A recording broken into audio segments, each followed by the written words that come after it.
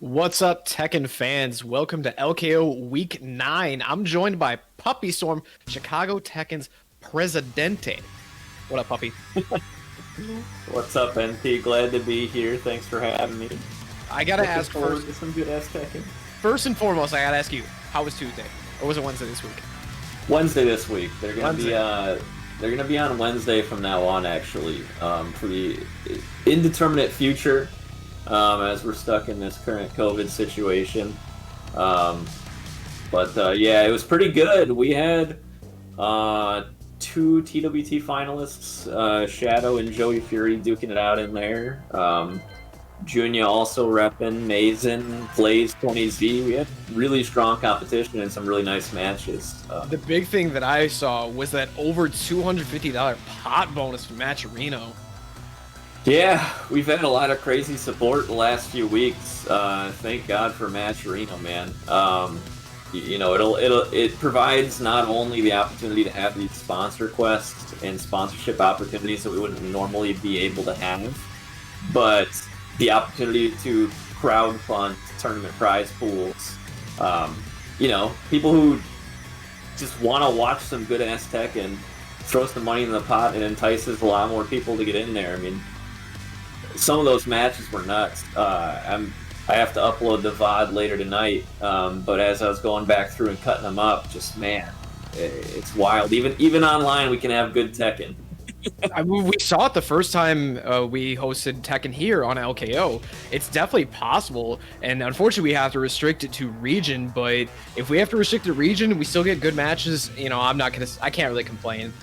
But I can say as of right now that our Matcherino is at, I think, $74. I just checked. So everyone who's joining us in chat, bump that number up, get it over 200 again. Show that support for the fam. Yeah. Use that code LKO9T7 to put 50 cents into the pot for essentially very little effort, and then click and retweet on some stuff, and you can get it up to $1. Easy peasy. Yep, all these sponsorship quests are the simplest thing you can do, and it's just giving right back to the players. And speaking of our players, looking at the bracket, we got some good people up in here. We got Scoopty Retired, also known as Scoopty Woo. Let's see, we got GDX Dev. They were in the first bracket. I did see Jet Crow X3 also in the first bracket. We got Raziel, Dog Bomber, Kaiser, Wandering Chaos. Bunch of good names in here, so I'm expecting a lot of good matches right off the bat. Yeah, Scoop and Kaiser are the ones who stand out the most to me. I would say Raziel is the one for me. And Raziel as well. Raziel absolutely, he's like, every online PC Tekken bracket I've seen recently, he has entered. And he's even been fighting with TOs to try to get entered into ones outside of region.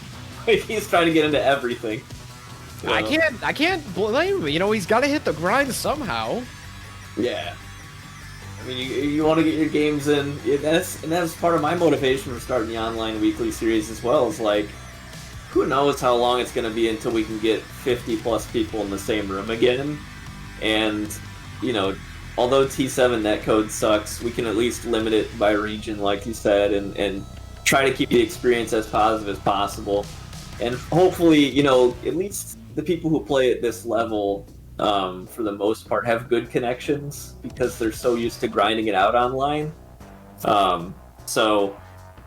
Fingers crossed. The only issues we run into so far were on Wednesday when Discord shit itself. We started the bracket at 7 p.m. Immediately, the entire Discord went down. So we were trying to organize matches in Twitch chat. It's really bad. I don't want to imagine that because it's hard enough organizing matches on Discord. For those of you guys who don't know, we pretty much utilize our entire staff to run online. I usually run the MK bracket, and it's tough sometimes getting proper people to respond to pings because it's not like we're in the same room. I can't just shout at you, hey, come play your match. I have to ping you, hope you see the ping. If not, I might just have to put you down in the losers bracket. Like, we can't hold up time, which is unfortunate, and it just makes me yearn for offline tournaments again. Yeah, you gotta keep it moving, and especially when we're streaming these matches, it takes extra time because we have to get somebody. We gotta get two players into the lobby, and as we all know, Tekken 7's lobby system also sucks where you can't even pass your own turn. So you have all this downtime to where, you know, you can only run so many matches on stream for time's sake. You know, if we were to run every winner's match on stream from beginning to end, it'd be a 7-hour stream. Yeah, let me put it into perspective. The first time we ran Tekken on LKO took 5 hours. Took almost 6, I think, actually. You know, Mike W was the one commentating with me, and that guy's a trooper trying to stick out that entire time with me, because we were here till, I think, midnight, maybe 12:30. Yeah, I was watching it. It went, I think it went a little after midnight. And that's where, like, I've kind of gotten an idea, you know, to preserve time on my brackets, it's like, okay, I'm only going to run 2 matches up until, you know, winners top 16. And if we're at a good place in the bracket still, then I'll run all the winners if I can. Otherwise, you know, maybe one gets bumped off stream for time's sake, because ultimately, like, fatigue's going to kill you before, you know, people being upset a match wasn't on stream. I would say the worst part of it for me is that there is no invite system. It's only your friends. So if you want them on stream, you have to add every single individual just to get them in the stupid lobby. Yeah. Yeah. I don't know if you saw. So they've been doing the Tekken retrospectives every weekend. Yeah, Markman tweeted out earlier. All them. Markman tweeted out earlier to not miss this one, as there's going to be some kind of surprise. So I don't know what they're going to announce or show. The cool thing, I think the thing people ironically would want the most, even more than a Season 4, would be a netcode fix. It's not going to happen this late in the game's life, unfortunately. It's late in the game's cycle. It costs so much in resources to go back and implement some kind of rollback or something. But even just improvements to the lobby system in general to allow you to skip your turn or to allow you to instant rematch, at bare minimum, those would be great quality of life fixes. So please, I'm hoping something of that nature. We can only hope, but you're right. It's gonna be Season 4. I'm not expecting rollback, but the other thing is, like, at this point, would you really announce Season 4? Because EVO Online stuff starts in just a couple weeks. Starts in, well, I guess it starts in July or something, so it's not that far off. Maybe it's an announcement to an announcement, like, hey, watch EVO, because then we're gonna have a real announcement. See, and that's something I'm really curious to, is what these game devs are going to be doing for their announcements, because EVO is the big stage to do it all. Are they going to do it at EVO Online when a lot of people might not be watching? Who knows? Because Tekken is not going to be a main stage game. All the main stage games are going to be, what was it, exhibitions and other related content? Yeah, so there will be some online stuff for the games that were normally lined up for EVO. With the exception of Smash, has been bumped. Speculate what you will. But there's going to be something for you for those games. However, like, the new main stage is Skullgirls, KI, Titan Herds, KI, Mortal Kombat. Yep. Because they all have great netcode. So those are the only ones that are going to have an open bracket. Let's say it properly.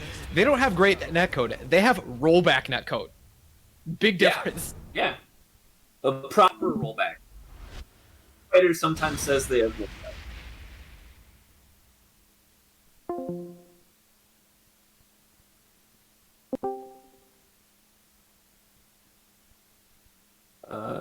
I lost the stream graphic on my side.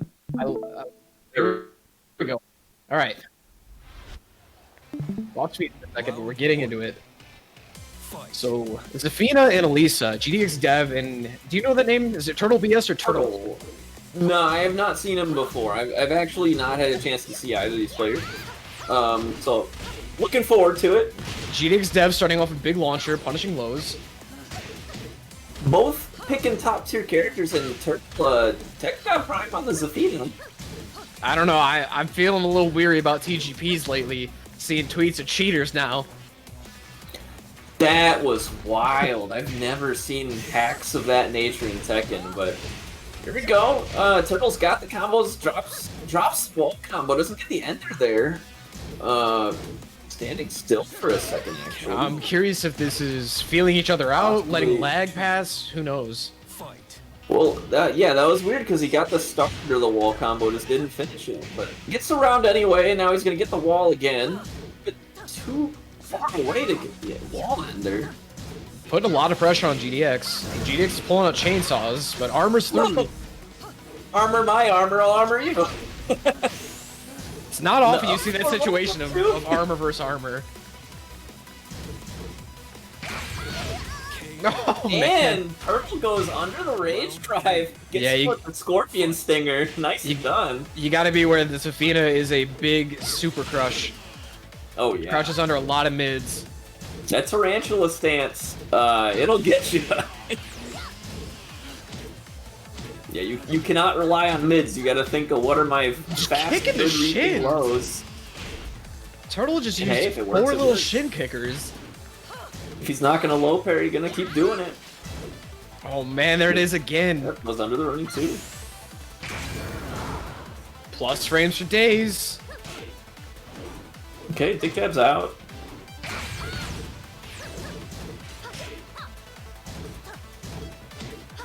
Gets the block that time and the punish, and actually GDX gets the first round there. Staying alive. Turtle is definitely abusing a lot of lows. No punish on the armor.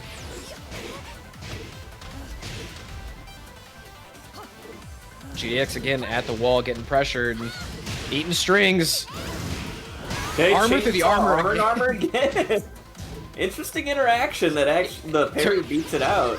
Well, Turtle's got the life lead. He has no reason not to do the armor, and he closes out. Again, the scorpion stinger. Such a good button. So Turtle taking game 1, showing us that his TGP Zafina is not necessarily bought. Did not use GG boost. Oh, I totally forgot. People are selling $2,000. $2,000 for TGP. What was it, like $10 for first Dan? So the thing is, it doesn't even specify if it's from 0 to TGP. It could be cumulative, which would mean that you have to spend well over $3,000 to go from first Dan to TGP. Clearly, I'm in the wrong business of commentating the game. I need to go sell online ranks.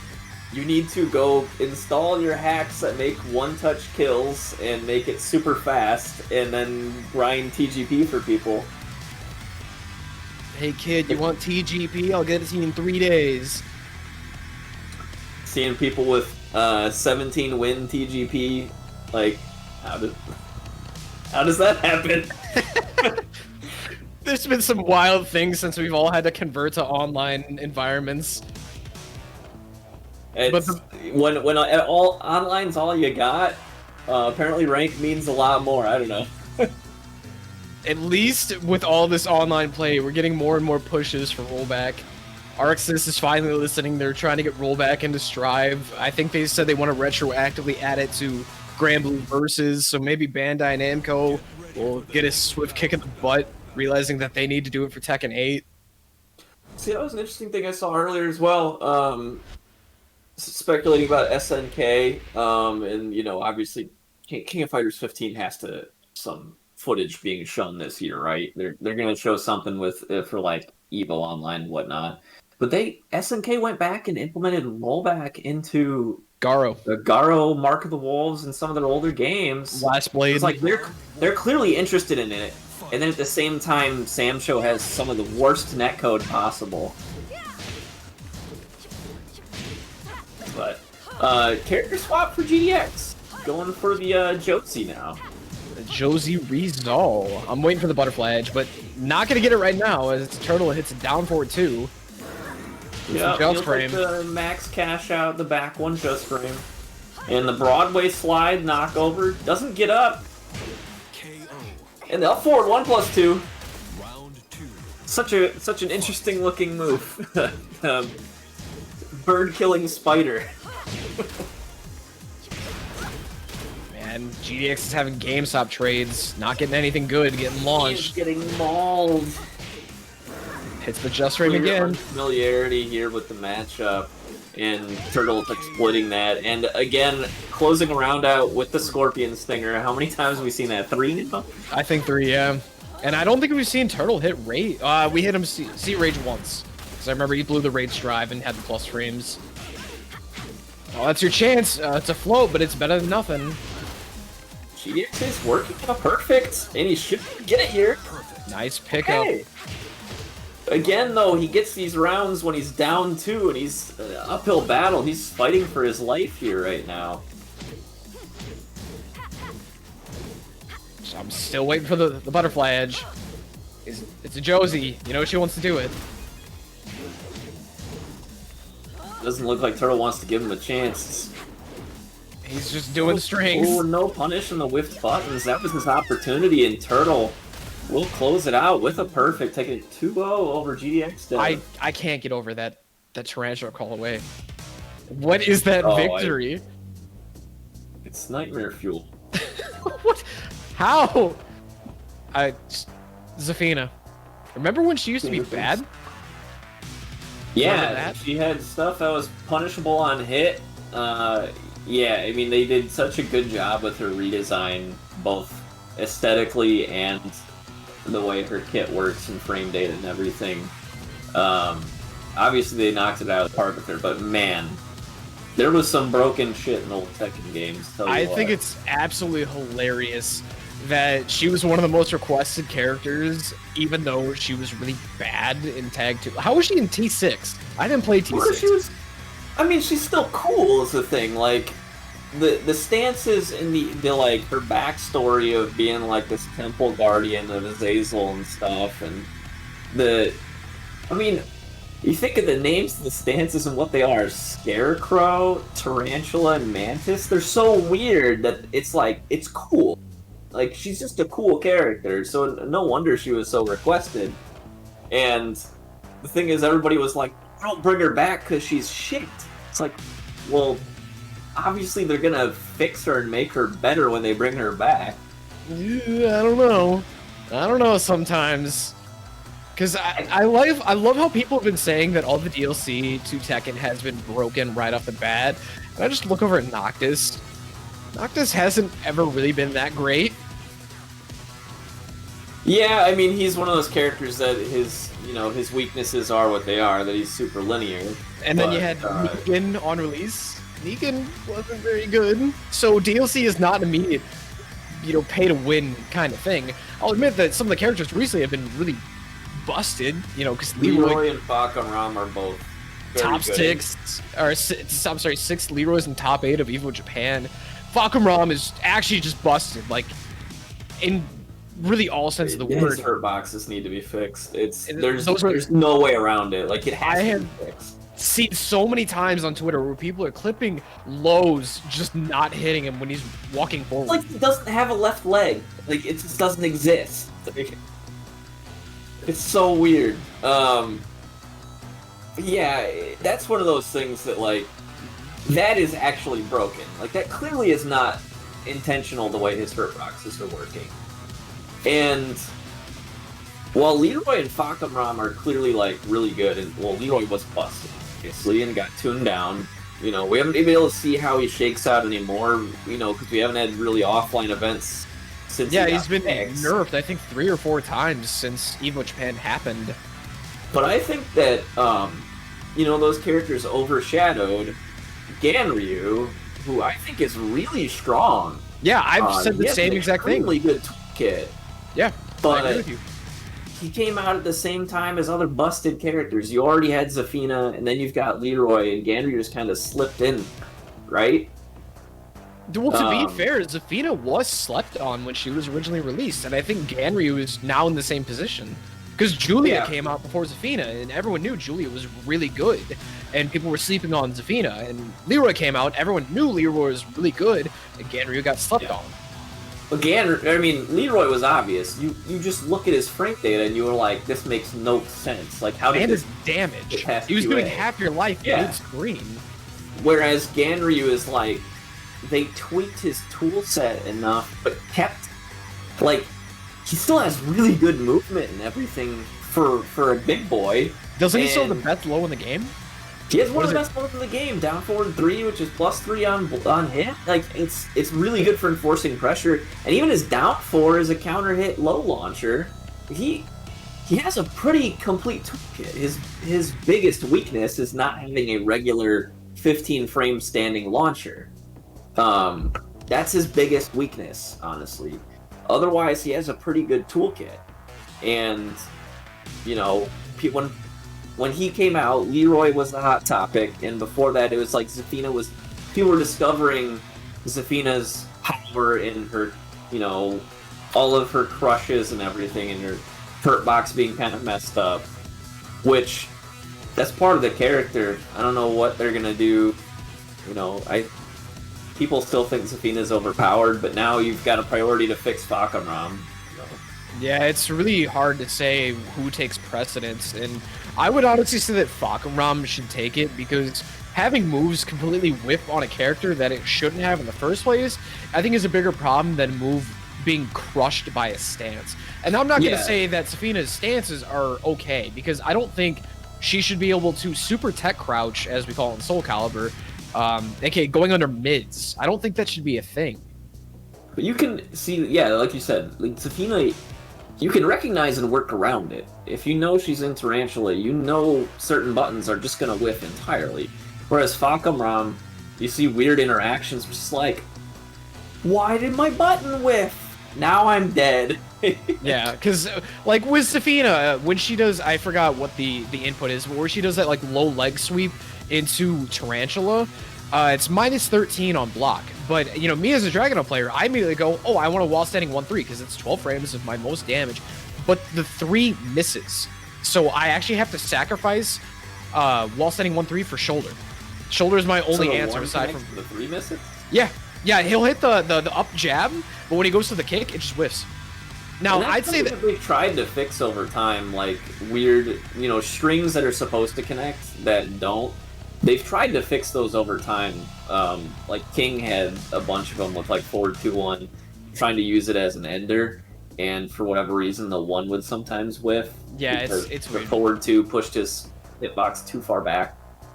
But the big difference between those two characters is at least I can find a punish. With Fakaram, sometimes it just doesn't work. Yeah. And it's frustrating when that happens. It's like you just feel like you didn't lose because of anything you did. You lost because something was broken, and that's not a good feeling. And that's always been the feeling with Tekken for the most part, is when you lose, you almost can never blame the system for your loss, because you got hit by something that led into your death that you could have avoided otherwise. Like, yeah, Leroy had 90 damage, and I'm not saying that it was right from that 90 damage, but you still got hit to get 90 damage taken off of you. And it's not like other games where it's like, oh, it was a 3-frame low that led into a full combo, and I don't feel good about that. It's like, oh, I got hit with a 15-frame low that I could have anticipated, because that's the tempo of Tekken. Like, you really do have the ability to counter everything. Other games, like most anime games, they don't expect you to be able to block everything. The game is designed that way.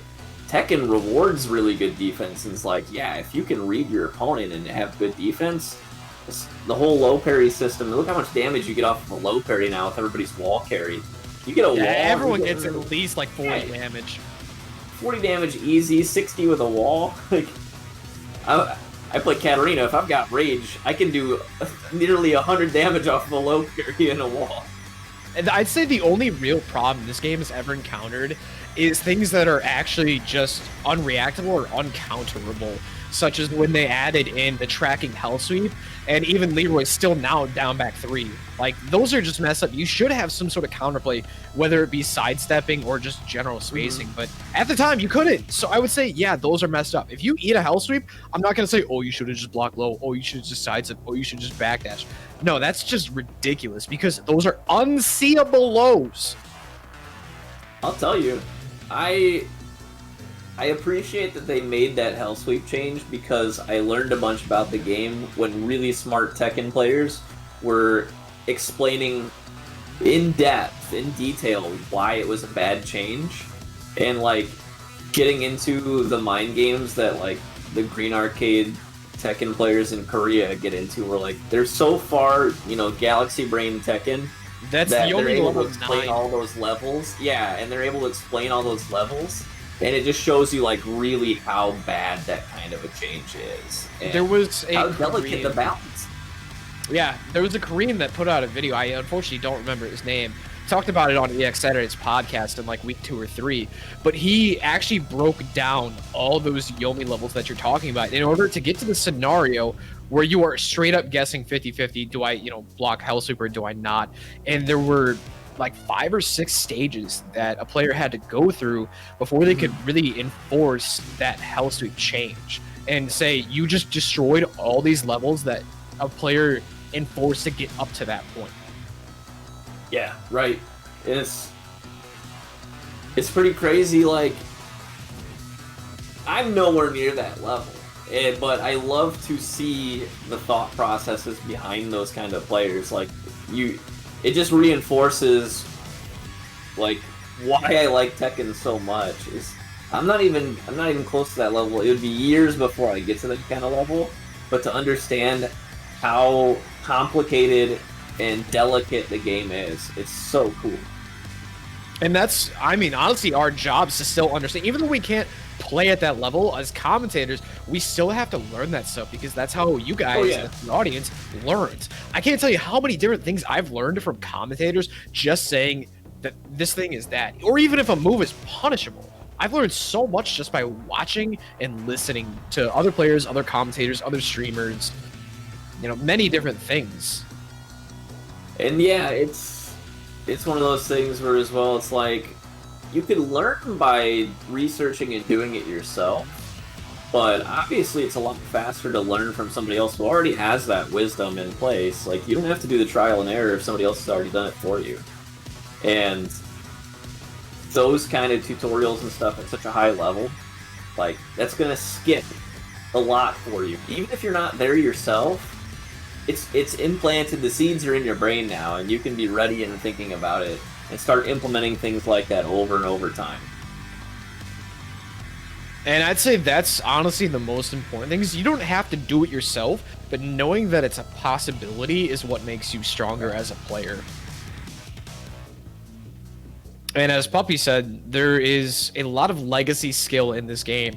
There have been guys who have been playing Tekken for a decade and longer, and all the knowledge they have still applies to Tekken 7. So if you don't understand something, just go hit up somebody else who's been playing Tekken for a while. They'll probably know the answer.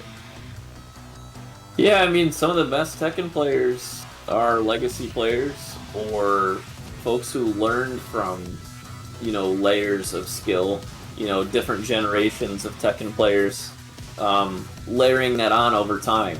I mean, we don't have quite the same culture here in America to be able to do that, but like the Green Arcade was a perfect example of that, where you had existing strong players kind of like gatekeeping, and every level learning more about the game and getting to the higher level until you produce folks like me who are now, who was considered the strongest Tekken player in the world, right? And even someone like Kudans, who has been playing Devil Jin for like 8-9 years or something crazy, like maybe even more. I guarantee you he knows every single thing about that character. That's actually, Kudans is a really good example of talking about legacy, because he played Tekken like 4 and 5. I think he played Tekken 4, and then he had to go to the military, because Korean males, you are required to go to the military when you turn like 20 and do, I think it's year 2.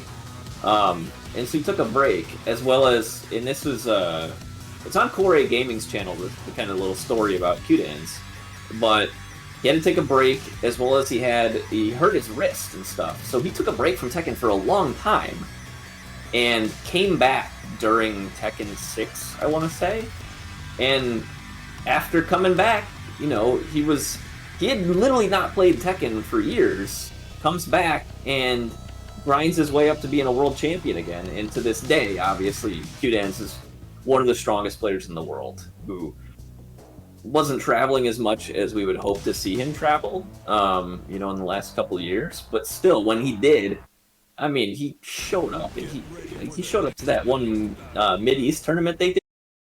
Cares? You were expecting to lose anyway because you want to download your opponent. There's certain players who are slow starters. Shadow comes to mind as a slow starter. He often will. I wouldn't say often, but sometimes he'll drop the first game and then just pull it back entirely convincingly. Bring it back, 2-3 games straight, whatever it is. Actually, on Wednesday, so Shadow won on our bracket on Wednesday and didn't drop a single game the entire tournament. And I mean, we've seen plenty of tournaments where he gets a little bit into winners, dies at quarters or semis, and runs it all the way back through losers.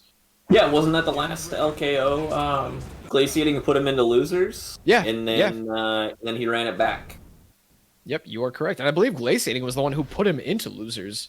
Yeah, and I remember because I was in chat and I was like, you gotta watch out for Shadow because if you do that, that gives him more time to analyze and come back stronger. Like the more games he plays against somebody, the stronger he gets. And I was like, you put him in losers now, and you are not winning this tournament. He's the Tekken Saiyan.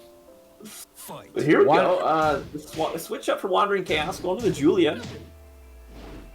We also got the Infinite stage, which I think is going to hurt Death by Senpai kind of harder because he was getting a lot of wall carry, a lot of wall pressure. And I'd say most importantly, it ruins one of Eliza's tools, being the down 3 into EX cancel. Combos from Death by Senpai though, but like you see there, like even the hard execution combos of the dive kick cancels, she still only gets 70 damage, and so her biggest problem is having to touch you way too many times to get a kill. And throwing out a blue stuff, it's still great. And the lunge punch. Yeah, the 4-1 actually did not get crushed there. It did connect. I'm amazed. Like, was it mashing that he was able to break that throw? Because normally it might have been. Yeah, it was an instant throw break. I think it might have been a generic suck 1 throw. And so he might have just been mashing out the down forward 1-1, whatever it is. Unfortunately, just lost feed, so there we go. Shooting the blow up, no worries.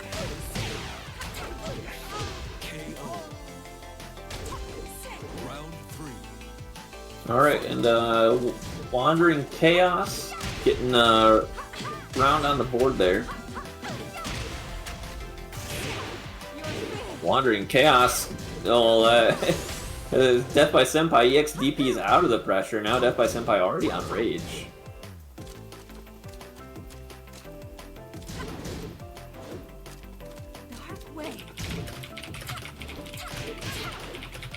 Okay, connects with the DP that time. Wake up 4, hitting him in the back. Still got 25 seconds to play with. A lot of time for Death by Senpai.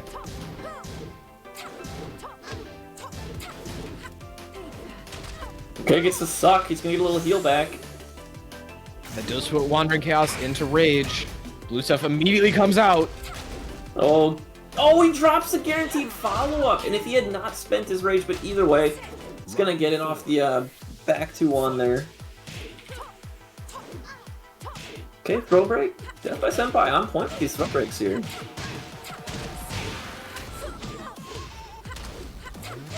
See, she just gets so little damage. He could have picked that up. See, with the most recent patch changes to Eliza, for Moonglide 4, she can spend an EX to dive kick pickup. Death by Senpai only needs a little bit to close this out. And there it is. Death by Senpai will take it. 2-0 over Wandering Chaos. Nice stuff. Showing off he's got some, some of the technical execution down the Eliza. It's kind of weird. He was throwing the 1 DP, which is launch punishable. He was jabbing into it. I'm not sure what that was, but either way, he did get the set. So he will advance on through winner's bracket. Actually, that's going to put him in winner's semis, so he is guaranteed top 8 now. Either going to be facing off against Raziel or Killa at work. On the other side, we got Turtle, match we saw earlier, going to be facing against Dog Bomber. Let's see, looking at the rest of our bracket right here, it looks like Scoop DQ'd.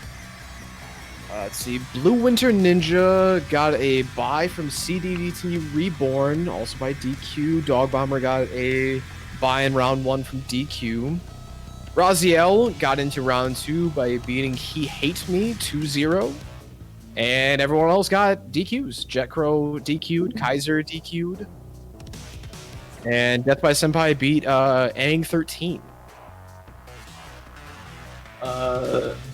Angsy. He goes by Angsy. Oh, Angsy. He was in my bracket on. Yeah, he was in my bracket on Wednesday. He's a Kazumi player, I believe. Apologies on the mispronunciation. Oh, no worries. That's the thing, especially online. Like, yeah, it's impossible to it's tell. It's hard to sometimes. ask people what their name is, or how they pronounce it, or whatever. But so I'm always trying to get people's names right, especially when you have one that's like, spelled or whatever. I absolutely love being in one of our locals, you know. I love being in an online environment, staring down at my phone or paper bracket, and just shouting, "Who the hell is this? I don't know how to pronounce your name." Somebody know how to pronounce your name. Like, one of the big ones that caught me off guard from one of our last monthlies at Super Saturdays, you know, shoutouts to Super Saturdays wearing the shirt, was a Dragon Ball Z player named Ibi Kunle. I had no idea how to pronounce that word, or that name, when I saw it on paper. Yeah, I took a stab. I took a stab, and someone said, "Yeah, that's not my name." I was like, "All right, how do you pronounce it?" And the worst one, I think, was my debut with TOing was actually at ASIN.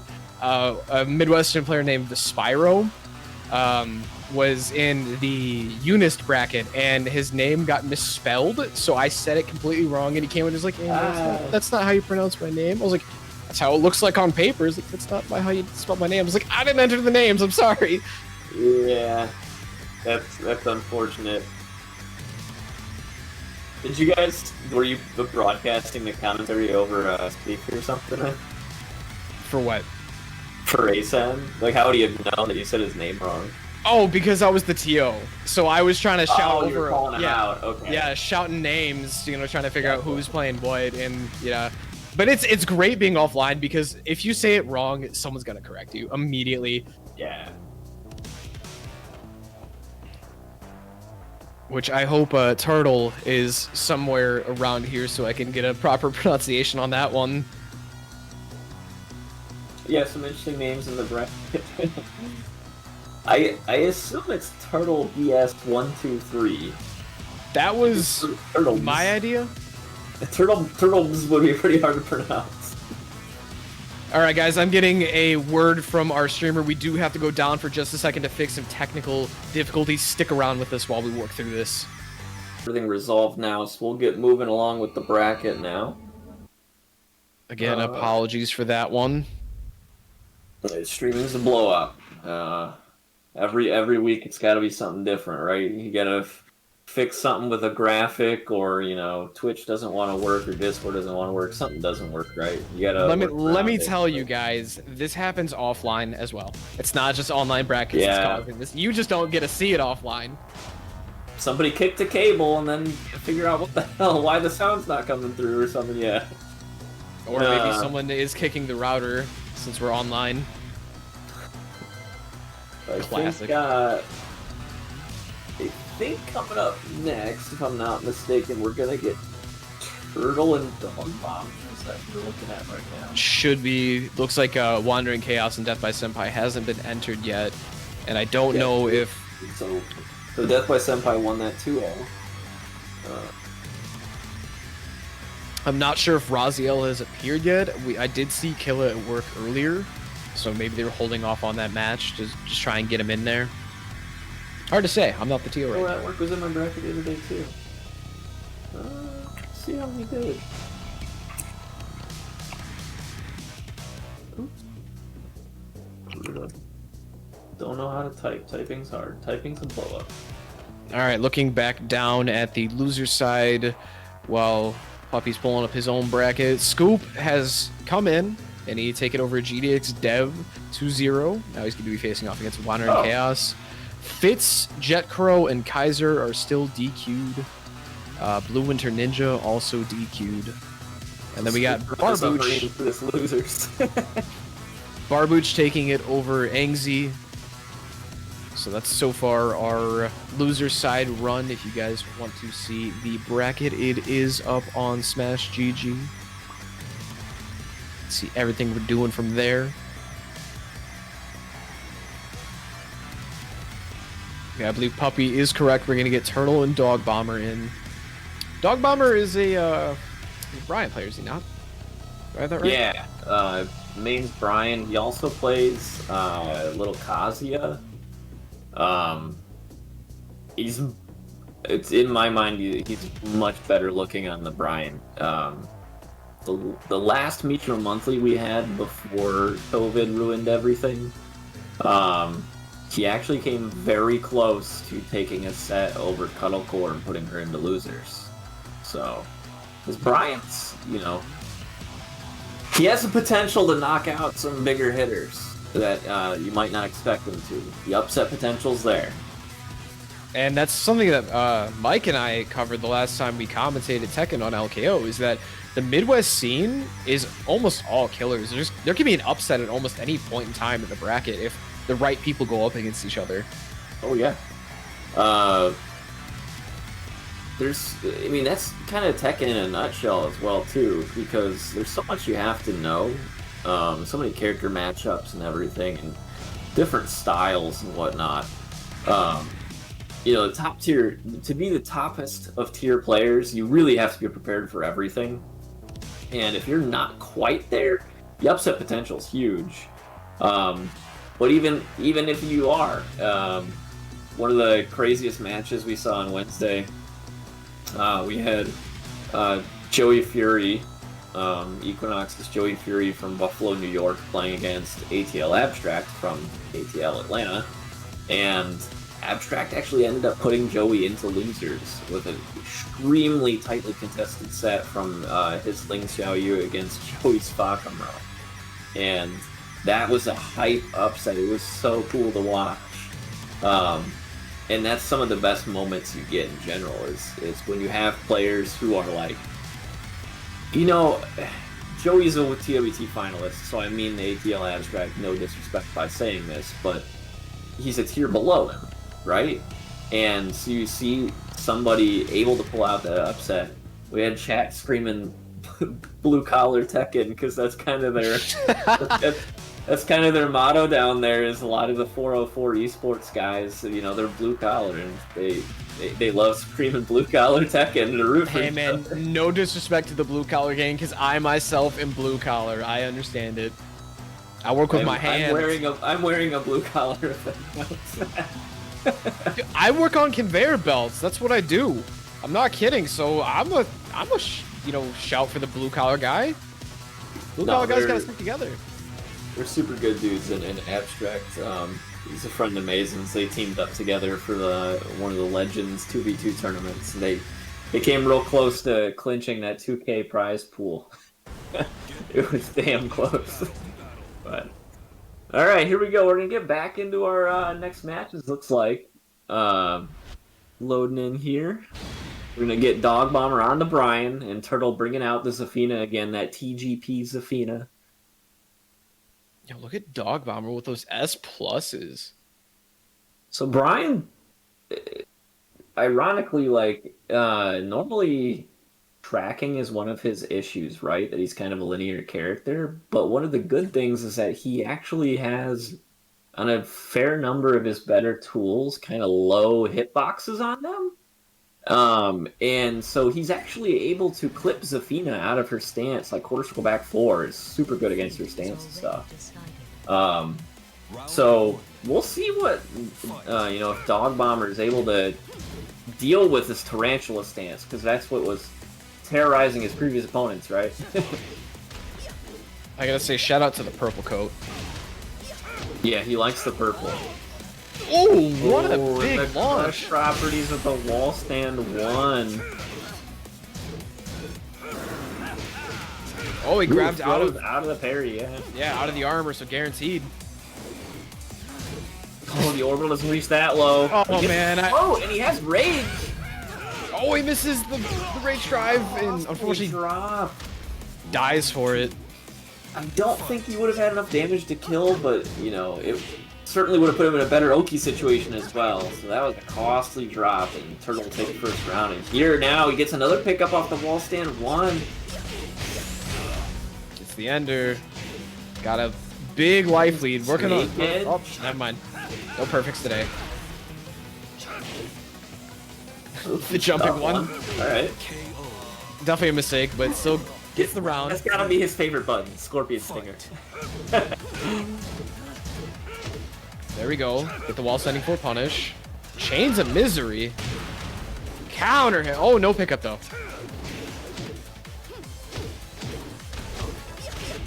Alright, gonna take Dog Bomber to the wall. Turtle again, just standing there. I wonder if that is a controller I'm wondering issue. I wonder if that's intentional now. But based on that, it doesn't really look like it. Dog Bomber will take that round. It looks like a controller issue to me. I mean, there are players who use movement, or rather a lack of movement, as a tool. Glaciating comes to mind there. He will stare you down, menacingly, as they say. It still just seems odd to me that you have one hit left on your opponent, you have an Oki situation, then you do nothing. Yeah, you wouldn't do nothing to Oki, but there we go. Again, the Scorpion Stinger. That button is paying out in spades for Turtle right now. Taking game 1 and not giving Dog Bomber very much there. This has been Turtle's whole game plan this entire tournament so far, is only giving up 1 round per game and just mauling the rest of them. Yeah, that's true. He's only given up 1 round in each of them. So if history repeats itself, then we'll see Dog Bomber get at least 1 round here, and then but we'll see. I don't think the character swap's the choice here. As I mentioned, he does have a Kazuya, but I didn't really feel it too well when I've seen it before. I think it's definitely much stronger on the Brian pick. Definitely It looks like the big killer that Turtle is getting away with is just all the lows. All the lows in general. A lot of people are eating a lot of HP to their shins, and when the moves are blocked, there's not much capitalization on it. So I gotta say, as a player, if you block my move, but you don't punish me properly, I'm still gonna keep using that move. Oh, Turtle did say in Twitch chat he's having controller issue, but he's gonna try to make it work. So hopefully that doesn't hurt him too bad here. I mean, he did get the game, so Dog Bomber on Jin? Haven't seen his Jin before to my recollection. I mean, I understand the idea. Jin's got good mids. But, again, haven't seen it before, so this is if he wants to remain in winner's side of the bracket, this is what he's banking on, this Jin pick. Round 1. And the Avery White immediately getting a hell sweep block. That's not a good start. But doesn't get punished for it, so who's to say if it's bad? Oh, there's one. Doesn't get the proper ender, but gets a grounded hit for his trouble. Oh, and Turtle used the rollback to make that safe, but not actually ended up getting launched. There we go, Scare forward as raw, gets the launch. It's gonna put Turtle in rage, gets a wall spot, and he's gonna. I'm sorry. Wait, Yeah. no, I'm sorry. The names are switched. Dog Bomber getting splat. Fight.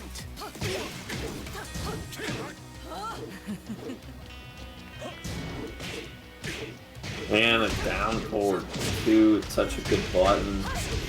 So far, Turtle's in complete control right now. Counter hit. That's gonna be a perfect round. Still, Round 3. set point for Turtle. Fight. Trying to speed run his way through this. He wants Straight the money. to Scorpion Stinger.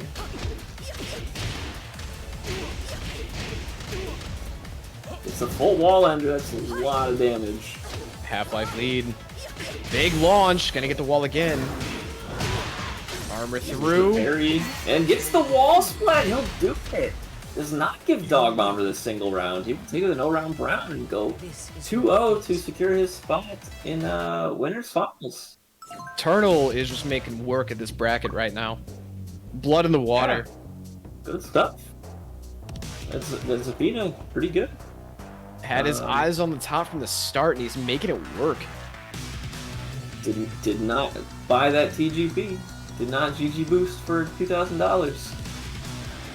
Yeah, I mean, it could have been. He could have been true Tekken God for all we know. Maybe just bought that TGP at the very end. Just the last just to squeak it out. But okay. I guess we're gonna keep moving through winner's side of the bracket. Raziel and Killa at work played out yet. Not sure on that one.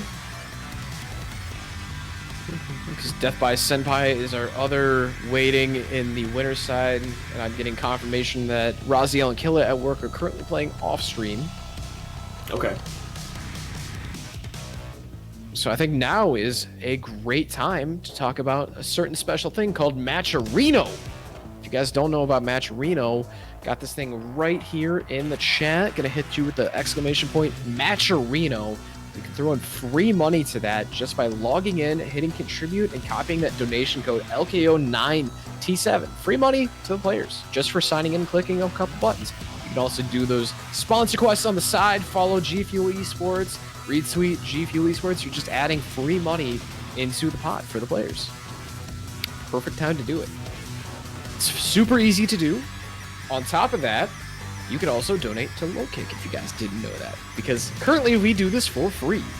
And it's not that we don't like doing this, it's just we do a lot of work behind the scenes, and we appreciate any and all donations.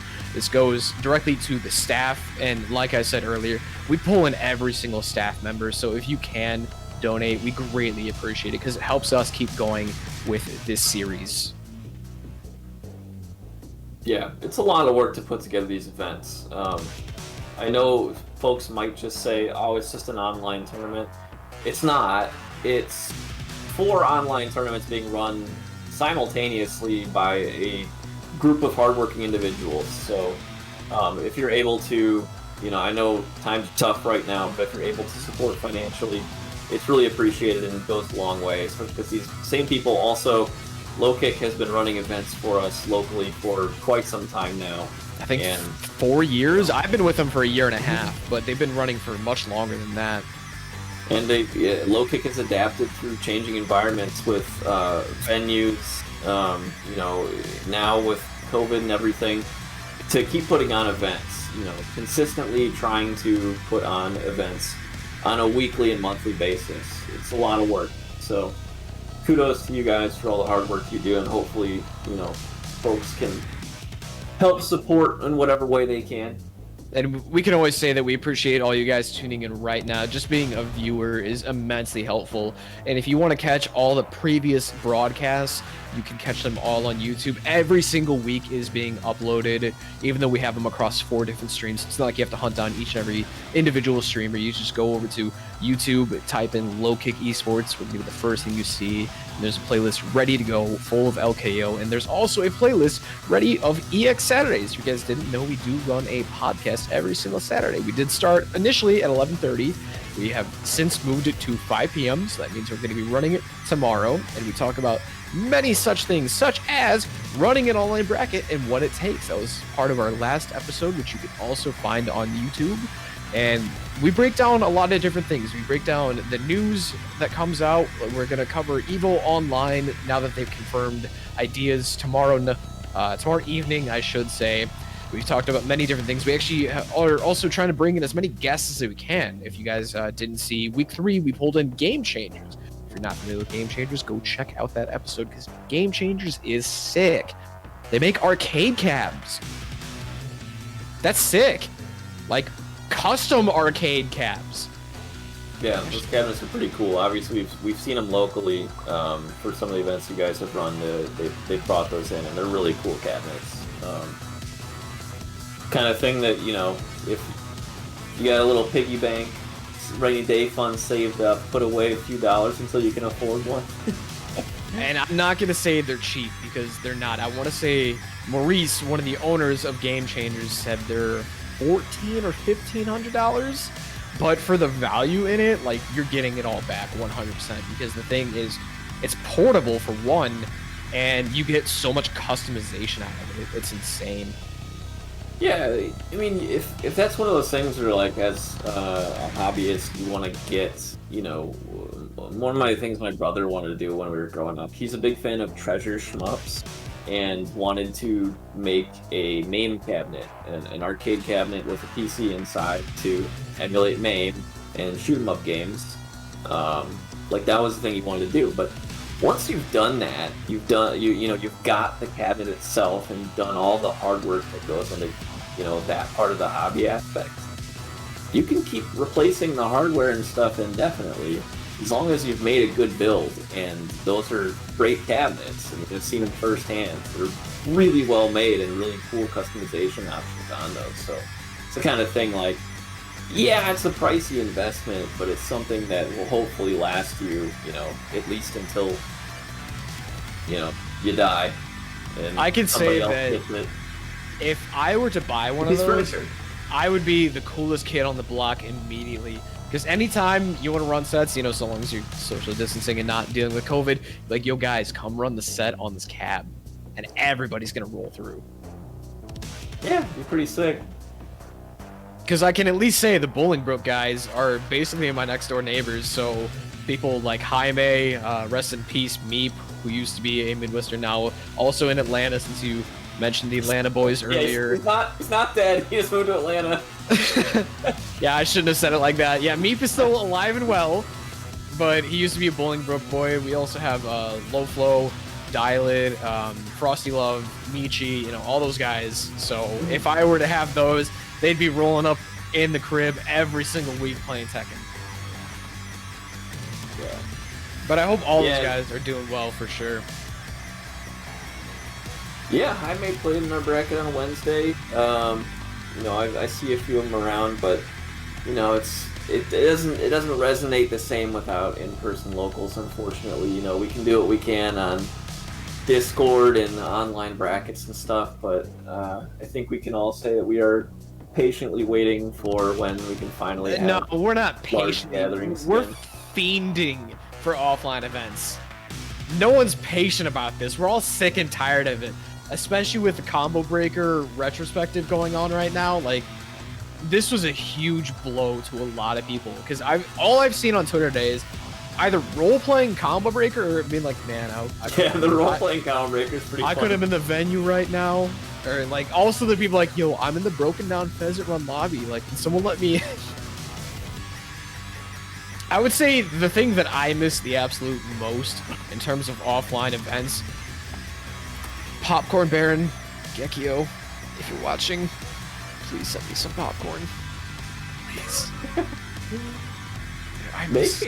They came strapped for Frosty Faustings, man. Dude, the first day I got to Frosty Faustings, one of the things I did was go right over to him, and it was like 11 o'clock in the morning. I got there at like 9. And I was like, all right, I'm gonna get some Gekio popcorn. And then I saw the line was out the damn door, and I had a bracket to run at like 1 or 2. I was like, I guess I'm not getting popcorn today. Bruh, so we had the Chicago Tekken booth in that main hallway, and we saw people literally, you know, going to and from the Gekio area with suitcases full of popcorn. You literally, an entire suitcase.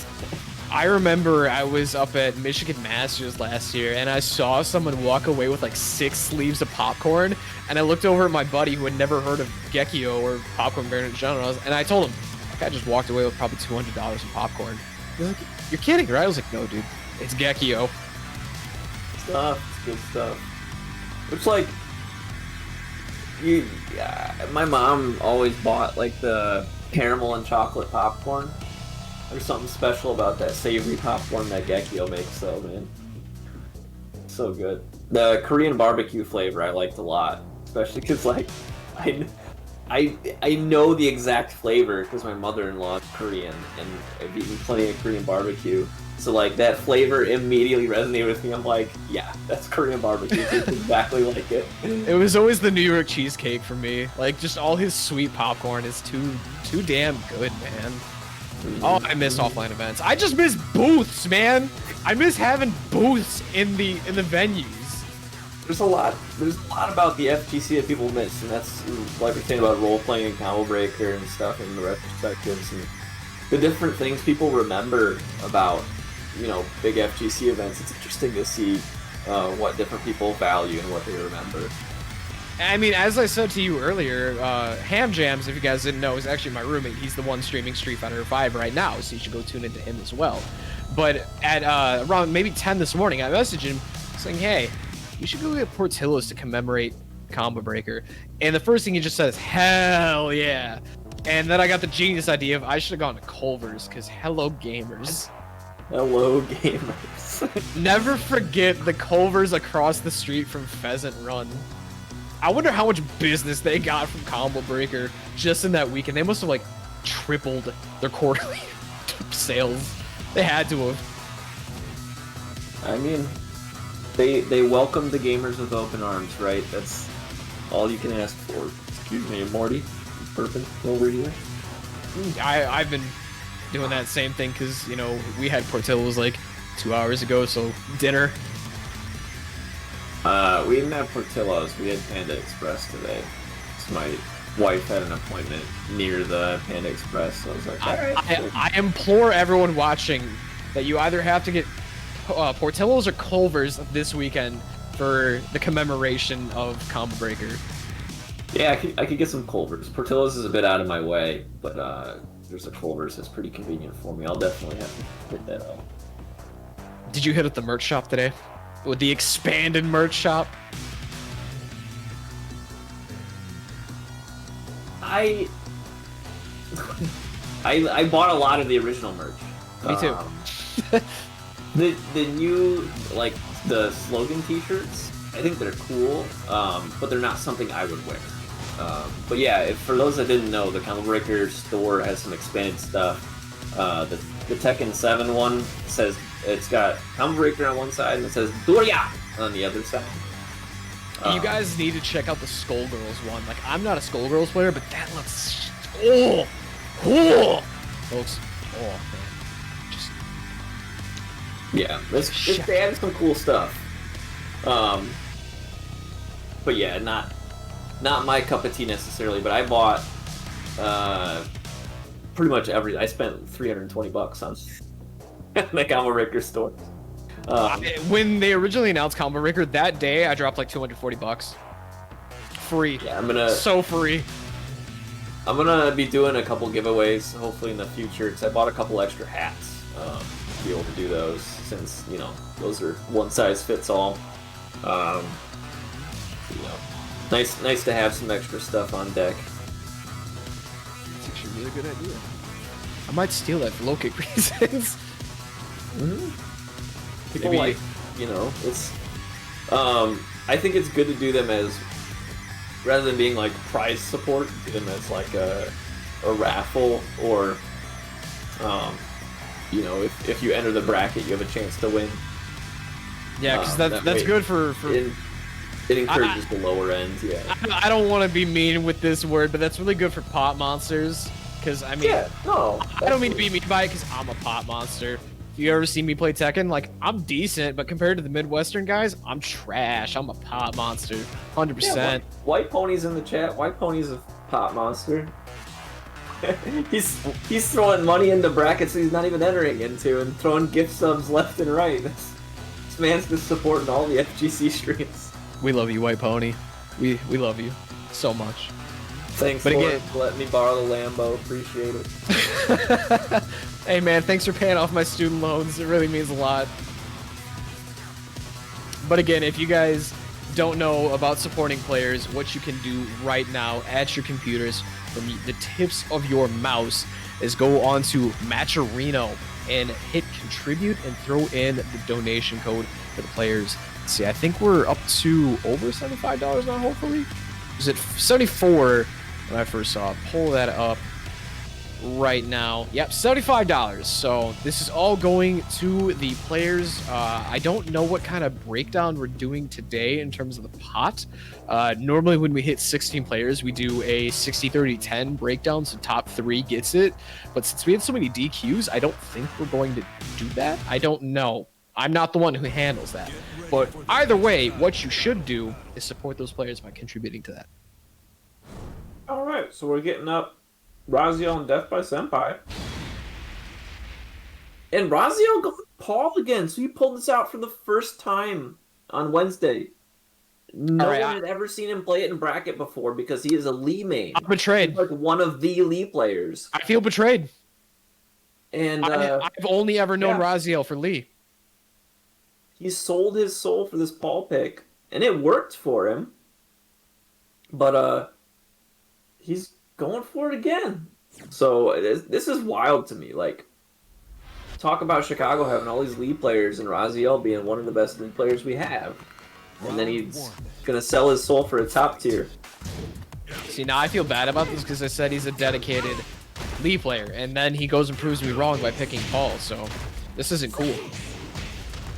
Raziel is showing that he knows Paul. Actually, it might be an anti-Eliza for some reason because he played against Junior. Looks like he's figuring something out because right now, oh, never mind, that's an EXDP. Yeah, EXDP. Gets a clip by a dive kick, drops it. Follow up on the dive kick. Round 2. He was off axis, I think, made it whiff. And Raziel will take round 1. Looking very convincing up until the end. Then Raziel was on a last pixel himself. Right now getting launched, not going to hit the wall. Alright. Raziel doing pretty good so far now. It's looking like a lot cleaner rounds. But gets clipped by the 4-4, 3-4, but okay. Messed up a dive kick for sure. And we're goes going downstairs. Oh no. Oh. EX That was a huge mistake. He wasted the meter. He could have just dropped Rage on that, but getting clipped by low, getting launched for it. Big damage. The blue stuff and wall ender, but we're going downstairs. Doesn't finish off the demo man. okay, EXDP again. It's kind of the only time his meter's working out on these EXPPs. Doesn't get much mileage, unfortunately. Stuffs the blue fist. Yo, how many times do you see people stuff Paul's blue fist? Her EXDP is a huge gamble too because it only has like 1 invincibility frame. It is trash. Man, such big damage from Paul. Gross character. Bet it all in DP and gets death fisted for his troubles. Raziel taking the last round with a perfect. This Paul pick, it's gotta be some kind of anti-Eliza tech that he's figured out. But he's getting game 1 there. Oh yeah, he's in the chat, okay. He thinks it's Paul versus Eliza, okay. Yep. Well, see if he can close it out here. He took game 1 and most convincingly. Death by Senpai did make some mistakes there that he's gonna have to clean up. I feel really bad for anyone who plays Eliza online because she is actually sort of execution heavy with the instant dive kicks, and I would hate to see instant dive kicks being eaten by net play. Yeah, you know, it's such a execution heavy thing to do, and it's, you know, like Low Kick's own Shin Kushin. He's an Akuma player and does not play Akuma online in bracket because the tight links necessary to perform, you know, the hardest combos to Akuma, which he obviously wants to go for and get the most damage. With, you know, it's unreliable. Not that you can't do it, but when the delay is changing ever so slightly, it's, you know, those couple frames are going to make a big difference. So opts to go for a character like Negan, for example, or Noctis. Here we go into game 2. Death by Senpai, sticking the Eliza. Like I mentioned before, I'm pretty sure he's an Eliza loyalist. I've not seen him play anything else. I've only seen him play Eliza in bracket. But Raziel with this counter pick pull. It was confirmed in chat by Raziel himself. This is a specific pick just to counter Eliza. Which is crazy that this is the first time we've ever seen him do it, because we also have multiple Eliza players locally. We have Odell, we have Junya, and there are a few people, and he's definitely played against him before, so this could be something that he figured out relatively recently, that he likes to call pick against Eliza. I'm assuming there's one tool that Paul has that Lee doesn't that he particularly likes. Not necessarily that the Lee Eliza matchup is bad. Demo Man doesn't get the wall off it though, and Death by Senpai gets counter hit down 4. He's gonna get a full combo. Can he get the wall and spend out his rage? No, he's not going to, but he's gonna get the command throw and enough damage to kill. Wow, that rage boost of damage, just enough. Okay, easy punish. That's definitely... Oh no! Drops. Doesn't get the wall. I think Death by Senpai actually could have launched that because he was placed right next to the wall. That was a weird drop. The second hit dropped, but the third one still connected and got the wall break. Raziel not able to finish the full combo, otherwise that would have been death for Senpai. But... Oh, jumps over the snake edge! But Raziel getting the round anyway. Round 3. Fight.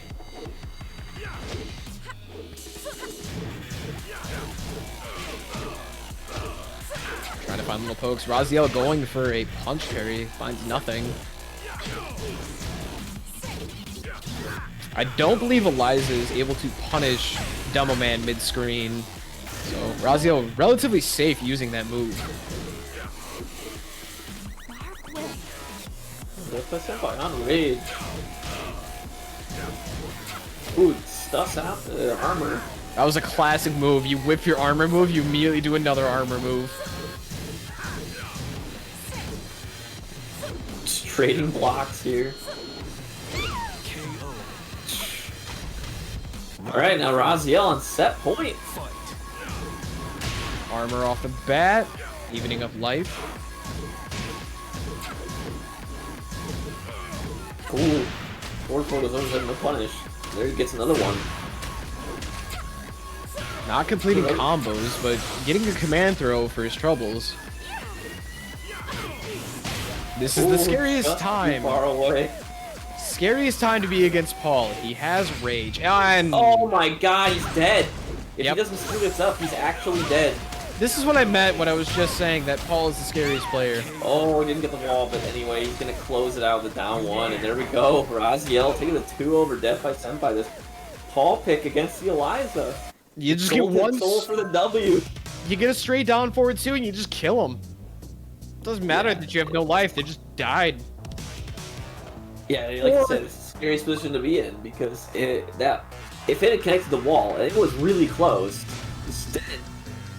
There's only one worse situation I can think of, and that's if you get a blue Death Fist at the wall, because then you just do another Death Fist, and that did like 110 damage, because why not?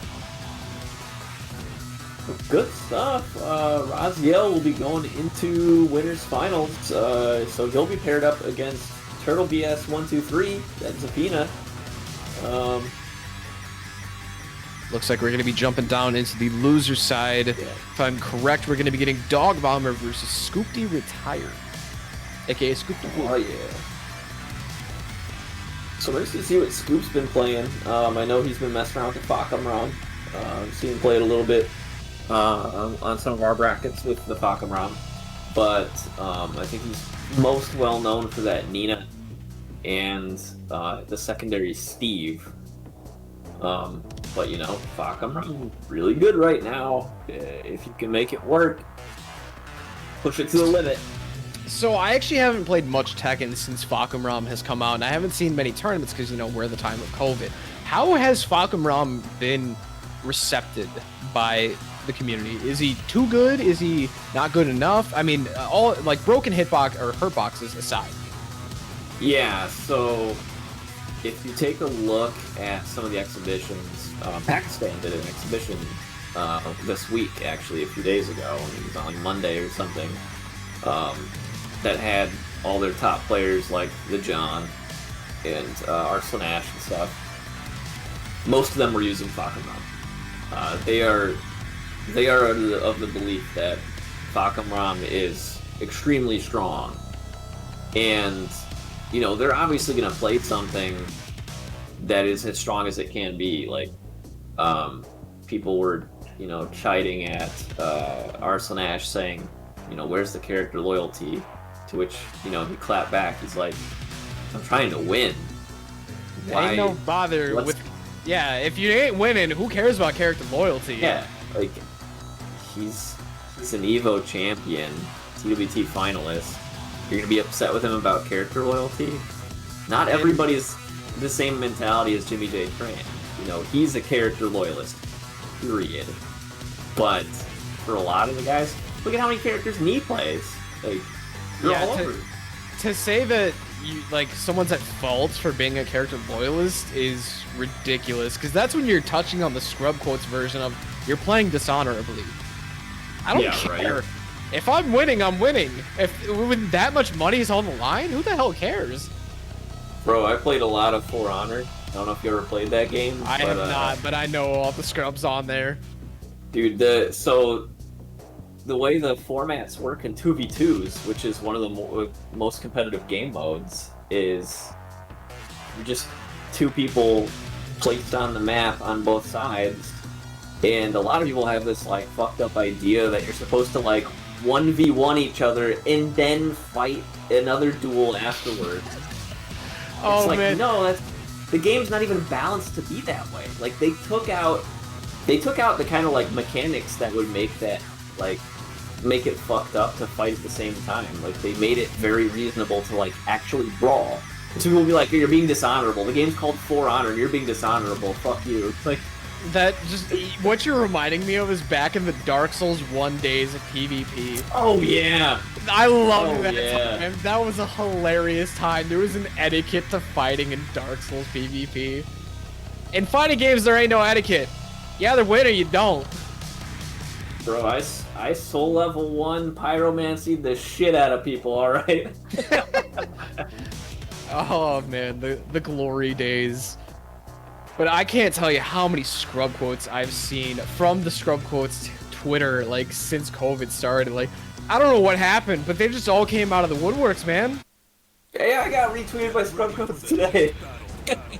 My coworker who plays a ton of MLB The Show, had somebody message him that said, "You pitch like a pussy." So I got it. It's just a baseball game, bro.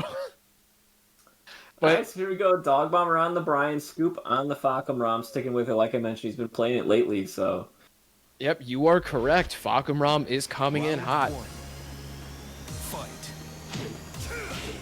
Alright, so I'm gonna try and count all the low crushes that happened that shouldn't have happened. If there's any. Well, you honestly won't see as many.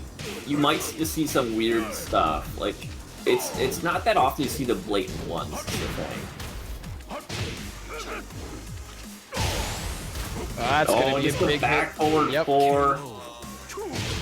That is such a good button. If you don't duck it, even if you do duck it, it recovers pretty fast. But if you block it, you get that weird knockdown animation. And oh, connects with it again. All right.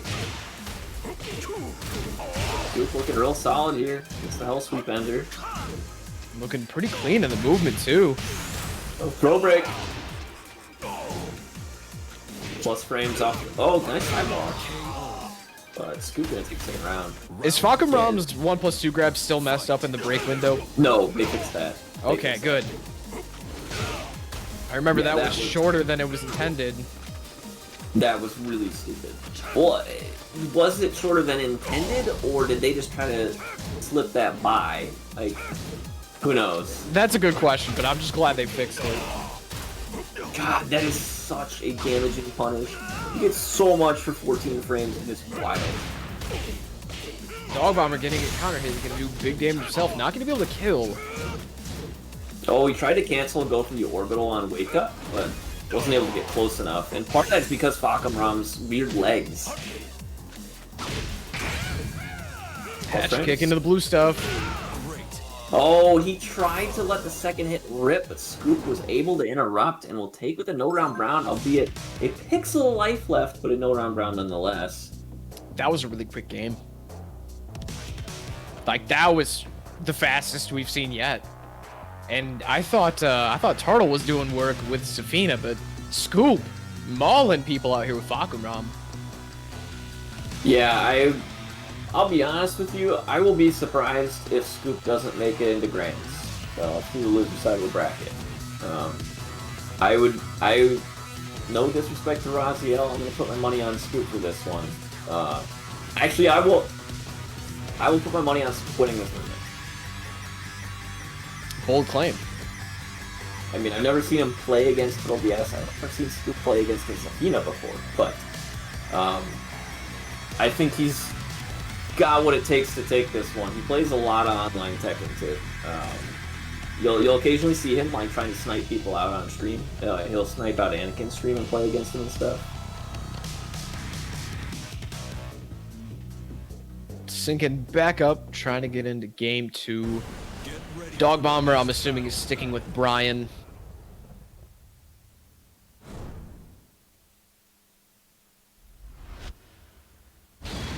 Nope. No, Dragunov. Nope.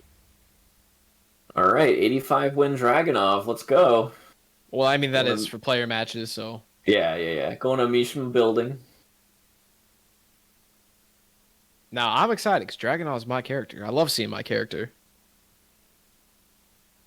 Yeah, I like Dragunov. I mean, obviously we saw a lot of Dragunov Season 1, but still think he's a cool character to watch.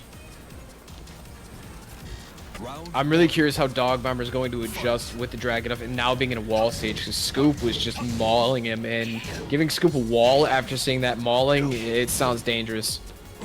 Yeah, his normal ender gets a pretty good wall splat. Oh, isn't able to connect it there, though. Yeah, gets the throw break. Not gonna get splatted here. I think it's a little bit too far away to splat, even if they had gone through anyway. But Scoop not punishing Dragunov properly, didn't properly punish the forward 2 or the quarter circle forward 2, but he does close out this round. it's a lot of damage.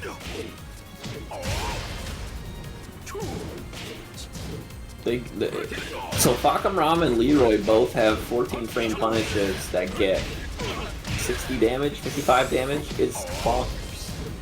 Oh, gets a side switch, drops it. But goes for the cartwheel.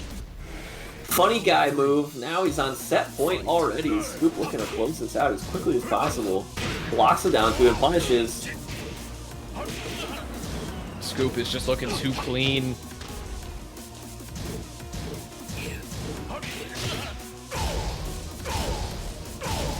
Oppressive. That forward 4 is just letting them rip. Tries to go for the funny guy cartwheel again. Oh, that's gonna be dead. That's counter hit. Yep. Yeah, he is dead as hell. And Scoop taking it. Another no-round Brown over Dog Bomber. Quick 2-0. Yep. That was a extremely fast set. Scoop having no troubles right now. And I think the funniest thing is that Scoop was DQ'd and placed into losers at the start of the tournament. Yeah, some miscommunication in the beginning, and had to submarine through losers bracket.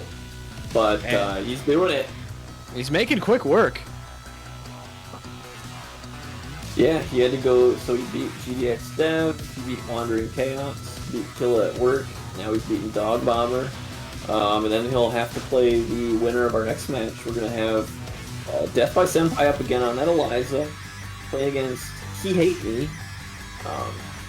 Not a player I'm familiar with. Not familiar either. So maybe we'll get a nice surprise out of this one. Death by Senpai most likely still sticking with Eliza. Unless we get mixed again where we have 2 character loyalist players not playing their character. Yeah, right? I can't deal with it. My heart can't take it and mixed again. But at least we know now why Raziel's doing. He has confirmed that it is an Eliza counter pick. I really need Raziel to confirm why that counter pick exists. Because that seems Well, so weird. Out of all the matchups, that one. That's the one he has to counter pick. Yeah, I mean, at least to him, it is a counter pick. I mean, it's not necessarily like broadly a counter pick against the character, but it's something that he's identified. So it'd be interesting to hear his thought process behind it. But then again, he doesn't want to necessarily give away his secrets, as again, he's going to be playing these folks, like I mentioned, Odell, Junior, Death by Senpai. There's no shortage of Eliza players, both locally and online, and so, you know, I can't fault him if he doesn't want to give away, you know, his secrets there. I wonder how much secret Discord tech is going to be brought out the day we come back to offline sets.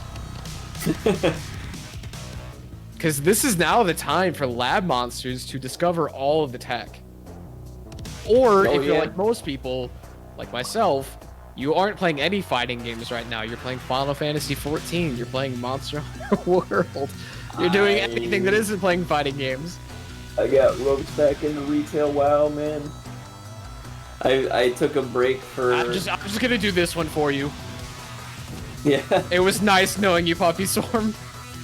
I didn't... I played in Warlords of Draenor, quit during the first couple raids, and then skipped Legion, and now... Yeah. Thanks, Mike W. Little Mike. I've personally been playing a lot of Final Fantasy games, so I have no better stories for you guys. I mean, I've played a lot of different stuff. I've been playing through Yakuza 0, which, you know, awesome game. Trying to take it in doses so I don't burn out.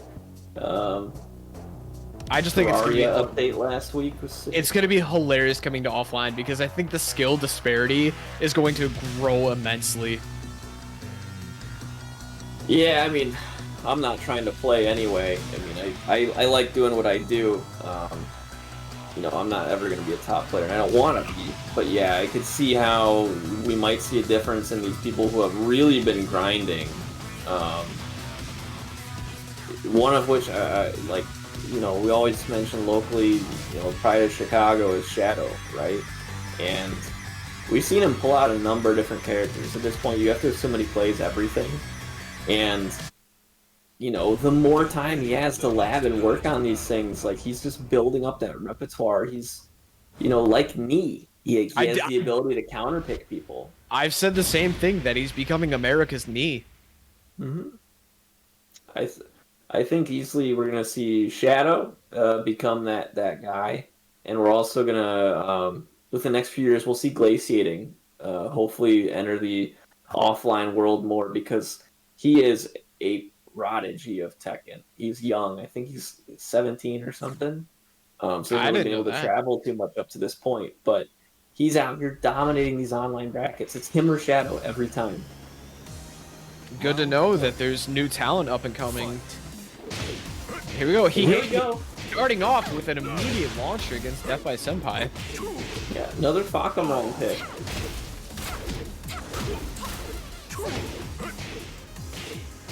And that was that off-axis combo. He didn't cash out right away and ended up getting punished for it. KO. Round 2. He hit me. Take one. Yep. Green Ray Fakamon. Let's go. I love seeing green rank people in these tournaments just tearing through, because you know they're just grinding against high level players while they just got up to green rank and said, I'm done.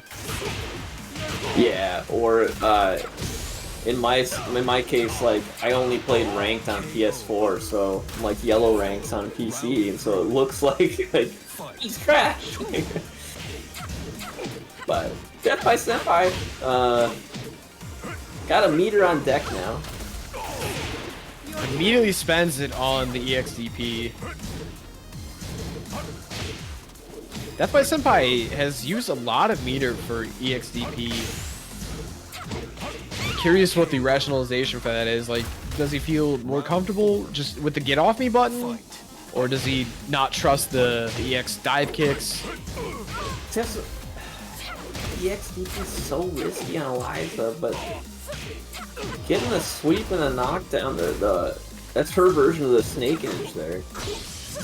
She doesn't get as much damage as most Snake Edges. There it is again, another EXDP. KO. Final Now, both players on game point. Death by Senpai trying to bring it back.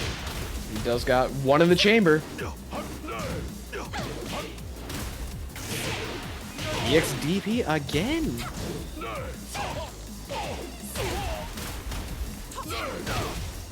Oh man, I don't know. How did that go under Bakumram? Ooh, tries to get the Moonglide 4 on Wake Up, but it's not connect. Death by Senpai got, again, one in the chamber, tries to use the EX dive kick. Oh man, he hate me. Just doing all the strings. He's doing strings. He hate me taking game 1. Yeah. I mean, maybe unfamiliar with Death by Senpai, but you know, if he hate take it, why not? Recognize the gaps in the explodes. I'm a little surprised that Death by Senpai didn't get up at the very end and do another EXDP, instead opting to spend it on the EX dive kick. The EXDP would have killed. If it hadn't the EX dive kick also combo, gotten a kill. But yeah, with that low EXDP was so super rare, might think that much for it. I mean, much like this he had. I guess you're right. It was a little bit more of a calculated risk, because if EX dive kick did land, then he got the combo for the kill. If it got blocked, then he's safe. Whereas if he did EXDP, if he landed it, he would have got the kill. If it got blocked, he would have died. So, a little bit of risk assessment right there.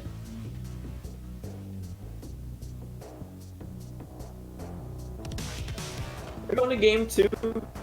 See if we get any switch up from Death by Senpai. Wouldn't expect, again, live in the wouldn't expect much characters, but maybe a stage for him. Then again, the winner of this match is going to go on to face Scoopty Whoop, aka Scoopty Retired, on Smash GG. Which I'm surprised Scoop has kept his name as Scoopty Retired this entire time. I remember that was his name for FBX 3. Yeah, he's quote retired. Yeah.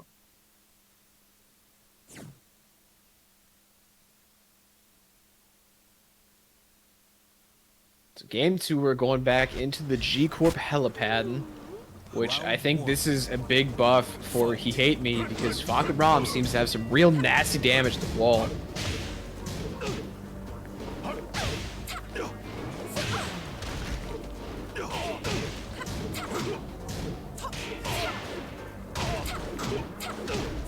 Death by Senpai getting the dive kick pickup.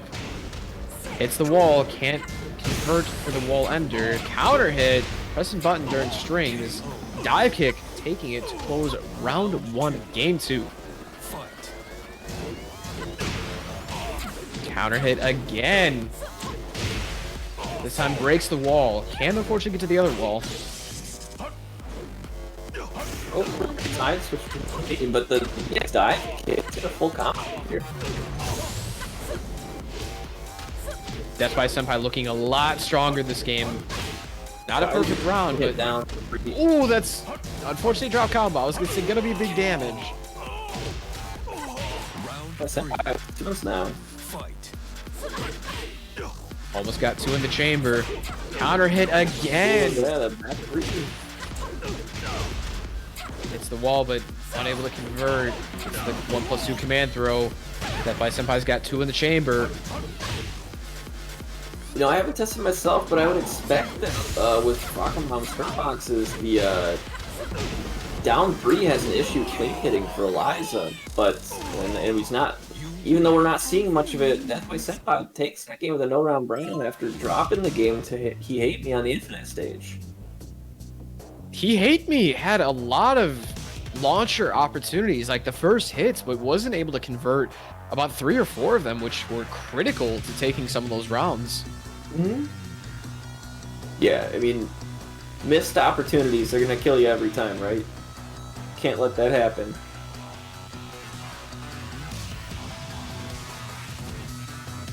I would hate to say or see in chat or anywhere, maybe Discord, that those drops are due to net play. Because as we all know, Tekken's net play is not the greatest, and you know, our streamer who's currently commanding things is in Philadelphia, so those two green bars may not actually be green bars to each other, but it's hard to say.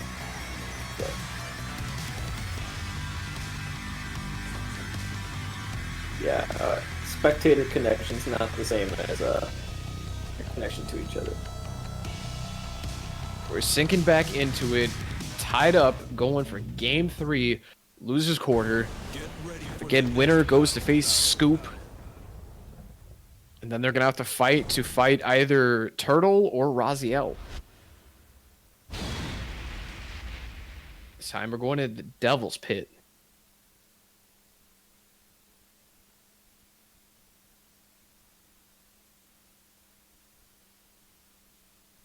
Getting a side switch here, so Death by Senpai will be on player 1 side on the Eliza. Devil's Pit, we got the Infinite on match point. Round 1. Fight. He hate me coming out strong again, pressing buttons, not letting Death by Senpai get a chance to breathe these first 10 seconds. Counter hit, more like a GameStop trade. Ooh, on the 4-4-3-4. Armor through it to close out. The armor. Round 2. Smart move by He Hate Me, taking round 1.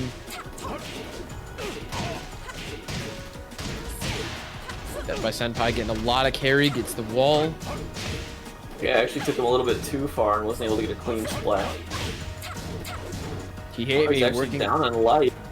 With no break on the generic. Oh, not no, so much damage. no damage because he caught him out of the running 3. Yeah, float damage adds a lot of scaling. Oh, He Hate Me on set point. Is this going to be reverse no round brown?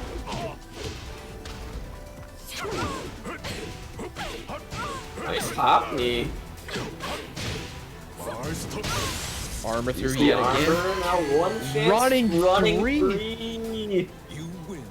He Hate Me with the 2-1 over Death by Senpai. Death by Senpai will go out of the tournament tied for 5th place, if I'm not mistaken. Yes, with Dog indeed. Bomber. Oh, good show, though. I like that, Eliza. And so now, I think we're jumping up to winter finals. Yep, gonna be going to the winter finals before we go through the gauntlet of the loser semis.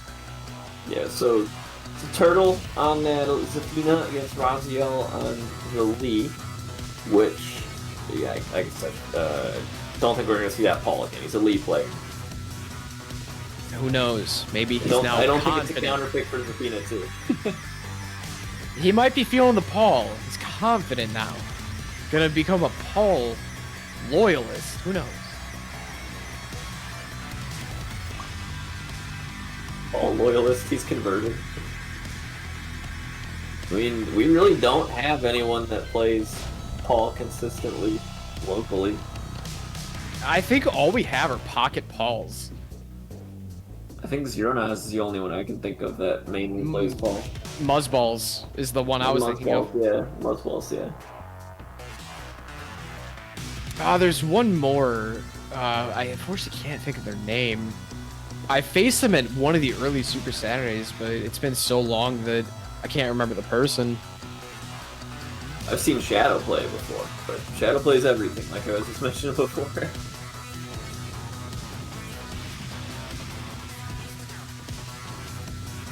See, I unfortunately can't see who we got in the chat who we're waiting for. So, what better time? What can we say, Puppy Swarm, than to say, Matcherino, the pot. Bump up that pot. Oh, hey, we got a nice little bump since the last time we talked about this. Up almost $10. So if you guys are unfamiliar with Matcherino, this is a system to give the players a bigger pot. So this is all directly to the top 2 players. They're going to be splitting this. I don't know what the payout is for top 2. It might be 70-30, something like that. I don't know. I haven't checked that in a while. But if you guys want to be able to contribute to this pot, all you need to do is sign in the top right. Use your Twitch or your Twitter, whichever is more convenient. Authorize it. Copy that donation code you see right there on the screen, LKO9T7. Hit contribute, and then just copy paste it right into the contribution. Hit donate or contribute, whatever it is, and it's just added like that. And additionally, you can do the sponsor quest on the right side of the screen by following G Fuel Esports or retweeting G Fuel Esports. It's even more money to the players' pockets. And if you guys didn't know, Puppy Swarm over here ran a bracket on Wednesday and he got over $200 for his players. So big support, pop. Baby. Matcherino's a beautiful thing. Yeah, and if you're also a PC player, we run ours for now, at least regularly on Wednesdays, Wednesday evenings at 7 p.m. Central. Current one, the signups are open on SmashGG, SmashGG/CHITEK ShyTech PC6, which is the 6th one we're running. And all those are supported by Matcherino. And we're also doing a PS4 one a week from tomorrow. So Saturday the 30th, running a PS4 bracket at 1 p.m. Central, 2 p.m. Eastern. That one also, SmashGG/ShyTech PS41, if you want to sign up for that one. Both of them are going to be supported by Matcherino. Always a $70 minimum prize pool for an entirely free bracket. So check that out. As well as shout outs to MumbleCon tomorrow afternoon. On the 404 eSports Twitch channel, they are running the MumbleCon T7 online bracket, and Tekken has garnered over $1,200 for a prize pool for the free bracket. It's 128 people in it. It's all full up now, but I'm just saying you should go watch it and support, because Shadow's in there, Spirojin, Glaciating, Joey Fury, Anakin, I think, is supposed to be playing. Poke Chop. There are some really good players in there. I'll be helping them do some commentary for that. And with such a massive prize pool, we're going to see some great winners action, especially all the way through top 32 for that. So that's one to check out. Again, that's on 404 eSports Twitch channel. I believe it starts tomorrow at 2 Eastern. I might have my time messed up, but yeah. They'll DM me when I'm supposed to do stuff. What's important right now? Winners finals. Turtle BS 123 versus Raziel 730. Raziel switching back into that signature Lee. Yeah, the lead shell on. Super powerful. And again, we're on G-Corp Helipad. I don't know what it is about this stage tonight. I've been seeing it a lot. Fate is already decided. Round 1. Raziel with the signature Trunks-esque outfit. Starting off with a slidey.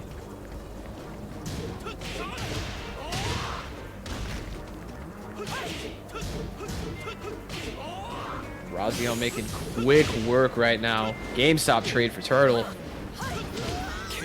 Just goes right through the armor. Who cares? Round 2. Okay, that is the Raziel classic, going for the infinite kicks to end the round out. And the punished back one, that gets surprisingly unpunished so often.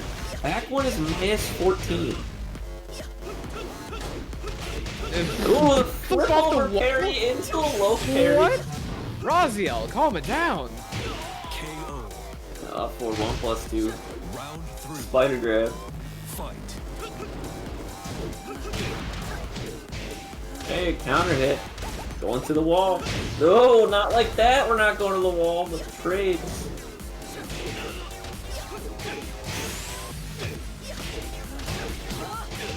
Okay, should be able to close it out. Oh, dropped the wall combo, but ended with a down forward one anyway. No problem. Proper punish on the slidey.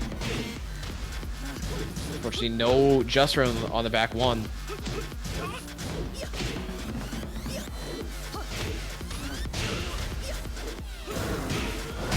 And the parry would- auto-corrects angle. That's something that would happen in Soul Calibur, not Tekken. Yeah, right? Armor through, gets the wall bounce, big damage.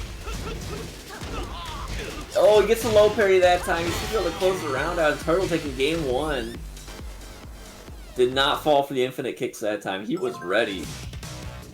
So Raziel had a strong round 1, and then Turtle just said none of this and immediately takes it all away.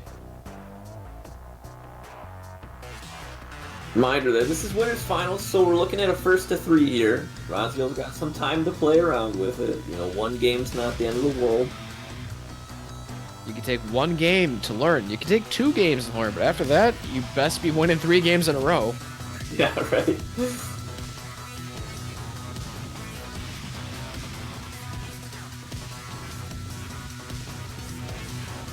So he'll get the opportunity to switch the stage here, see what he likes to go for. Do you actually know what Raziel's preference is when it comes to picking stages? Usually every person has some stage that they like. Yeah, I mean, usually you'd have a preference for, like, either you prefer to go wall-less against certain characters, and then if you have a walled stage, you have a preferred walled stage, right? Or, like, your damage stage, I should say. But it's, you know, some people try to counterpick their opponent's stage, some people try to pick their own stage. The Kinder For Gym. the Kinder Gym, I respect the choice. It's not often you get to see the Kinder Gym. Yeah, I mean, there's nothing special about it besides the music, because it absolutely slaps. Aren't this stage and Geometric Plane essentially the same? Yeah, more or less. Becomes Because I'm pretty sure people pick Geometric Plane over Kinder Gym, except the select few people.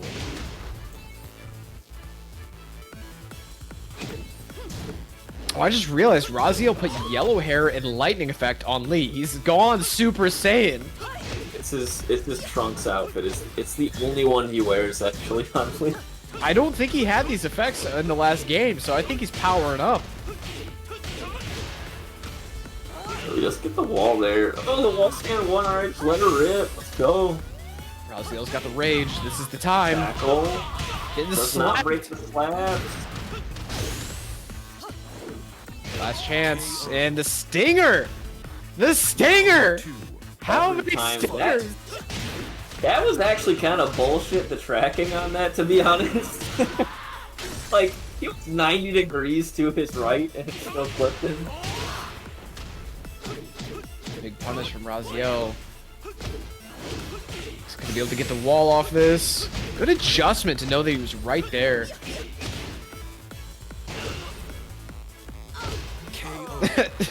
His turtle stares in his face. Raziel ducks for a second and just hits the wall standing 4. Scarecrow 4 getting the launch. Turtle easily getting the wall here. Half-life gone just like that. Another Scarecrow 4. Doesn't get the back Drops the 1. ender.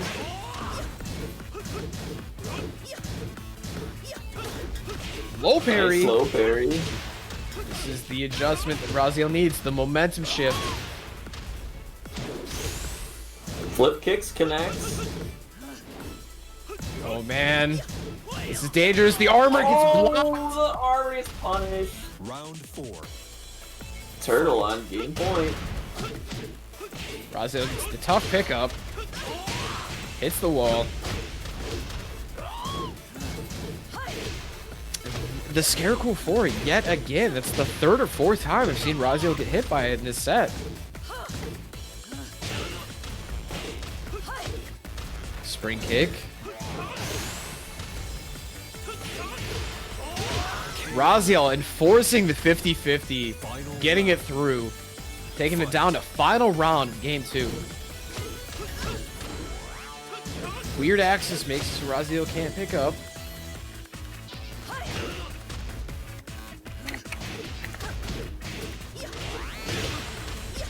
Turtle getting the wall here, but low splat means he can't finish it off.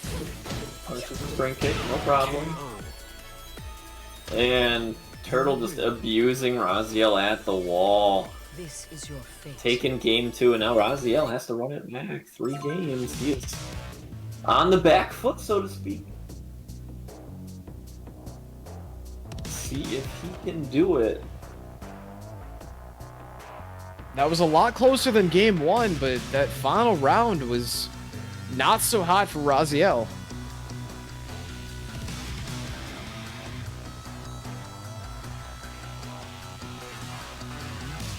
Yeah, Turtle's looking pretty good here.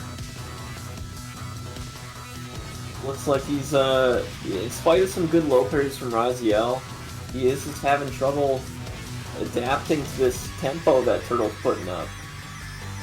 I feel like Turtle plays Zafina a lot differently than other Zafinas. He doesn't really seem to be abusing Zafina's movement. More so, he just abuses the stances straight up. Yeah, he's dropping interesting tempos and mixing up his buttons pretty well. To where, you know, his opponents just can't get a read on what he's gonna be doing at a given time. You know, Raziel got a couple buffered low parries in, but Turtle just cashing out big damage. Even with drops. I mean, we saw him drop the back one just frame. We saw him drop a couple combos, but still, when you get that many conversions, who cares if you drop a couple of them? If your opponent is dropping more than you are, it doesn't matter that you're dropping. I mean, it does, Right. but not in the long game.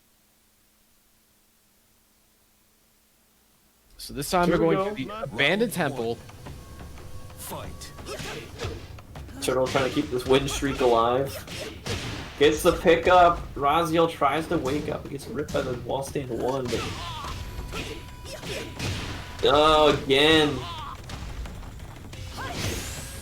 The spacing just outside the get up 3. On forward too, but Round 2. now Turtle 2 rounds away. Turtle's just looking too commanding right now. Down forward 2, the unblockable, doesn't even respect it.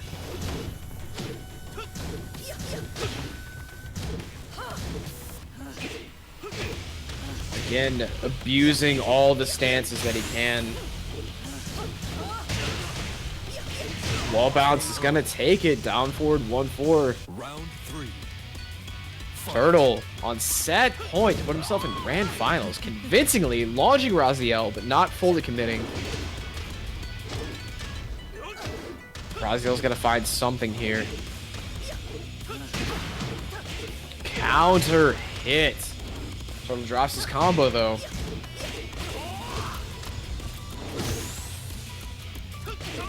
Under the grab, no punish. Ooh, Raziel getting around the board. Nice. Round 4. Fight. Counter hit again for Turtle. Got the wall pressure. Raziel tries to flip out, no go. Oh, and he back rolled to keep himself safe. He didn't know if it was going to connect. Step on him. Last chance. Again. Parry gets punished. Wall stand 1-2. He drops a combo. He's got the rage to convert this. One Not more hit'll do it. enough. Oh, the slow-mo. Oh, he's going over the up forward too. Turtle taking it. The up This is your fate. Oh man, so Turtle will knock Raziel down into losers finals. Turtle, winner side grand finals. All right, so try and recount with me, Puppy Swarm. Turtle, how many up forward 1+2s and how many Scorpion Singers has he gotten for Enders? So he gravitates towards these weird buttons that you don't necessarily see other Zafina players using so much. But yeah, this Scorpion Stinger ending rounds out, the up forward 1+2 ending rounds out, getting a lot of conversions off just raw wall stand 1s and stuff. Like, it's rough. If you combine those two moves for how many times he's closed rounds, it's over 10 now, I believe. Yeah, it's gotta be. He's gotten, I think, 3 or 4 up forward 1+2 Pro Lizards, and then he's got like 6 or 7 Scorpion Singer Enders. It's ridiculous. So he'll be chilling for a little bit. As we drop back down to the losers, we're going to go to loser semifinals. We're going to get Scoop to retired on that Fakam ROM, I would assume, against... Hate me. He hate me also on the Yeah. Fakam ROM. So we're probably going to get a mirror match right now. Maybe Scoop doesn't want to play the mirror, though. We'll see what he has to say, because he obviously saw he hate me playing, so we'll see if he thinks he's got the better one. I want to see Scoop pick Fakam into it because mirror matches are your chance to assert dominance as the player. You are directly commanding your opponent that I am the better whatever character. You gotta put the fear into their hearts. Yeah, I'm not a big fan of playing mirror matches myself. I don't know, there's something about it I just don't like doing it, but I can totally understand, like, you're challenging their character knowledge and making sure that, you know, you're the better one, like you said. What you just said is exactly why I hate mirror matches. I almost never get to face my own character, so when it comes to the mirror match, yes, I know everything about my character, but as soon as someone else picks up my character against me, I don't know what's going on. Yeah, it's like a pressure thing that even if you know your character super well, like, playing against them might just make you, like, oddly uncomfortable, you know? And I'm right, we do get the mirror match.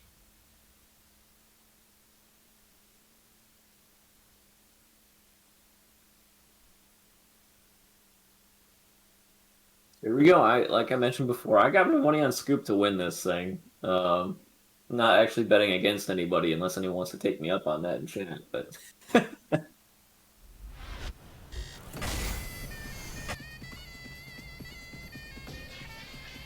And we get the sick Fakam theme. Round 1. Fight. Hey, Right. he hate me getting first blood, taking Scoop to the... Okay, did not take Scoop to the wall. Scoop using the wall to get out. Oh man, gets a weird off-axis combo. Not able to continue it. Hey, look, we got stabbed. And that's the wall splash. You really kill. Yo, that throw wall splats? Get that out of here! Down forward 1+2 command for the wall splats. And with wall damage, you get a ton of damage off of it. That's ridiculous. That's why it was so busted that it was 14 frames originally, because at the wall, it's so scary. And he has the guard break kick at the wall. But thankfully the guard break kick does add a lot of scaling. But there you go. That was the 14 frame Punisher. Just dead. Big And nice punish.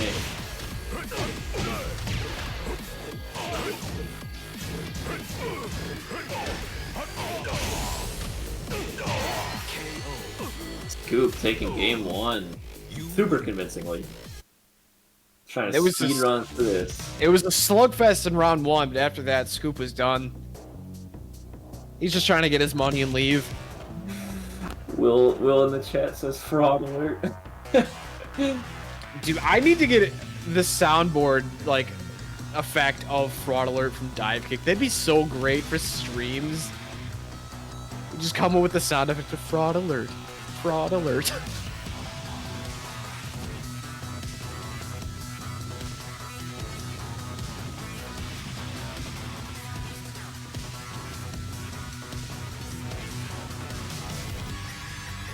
Trying to switch back into players. This is unfortunately one of the downfalls of Tekken Online. It's having to wait for the streamer to get past. Which I brought this up when Mike was with me here last time, that this system is tragic because it automatically puts your opponent on ice if they have momentum, because you're forced to wait about 1.5 minutes between every single match. Yeah, that's what I was saying before. I really hope they have some kind of lobby improvement coming. That would be really good. It doesn't... We obviously love to have better netcode, but a better lobby system would be a really good start.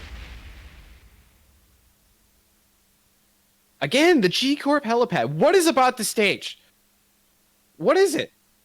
I don't like the There's stage. something weird going on with lobbies in general.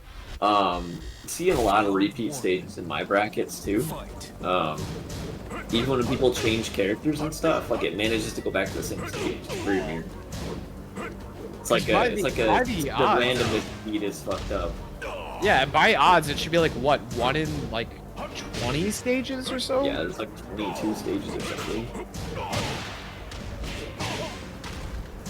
Scoop got the launcher, but did bad combo. Hit strings, managed to close out round 1. Round 2. Fight. Taking GameStop trades, just doing the same moves over and over, breaking walls, not able to go to the other wall.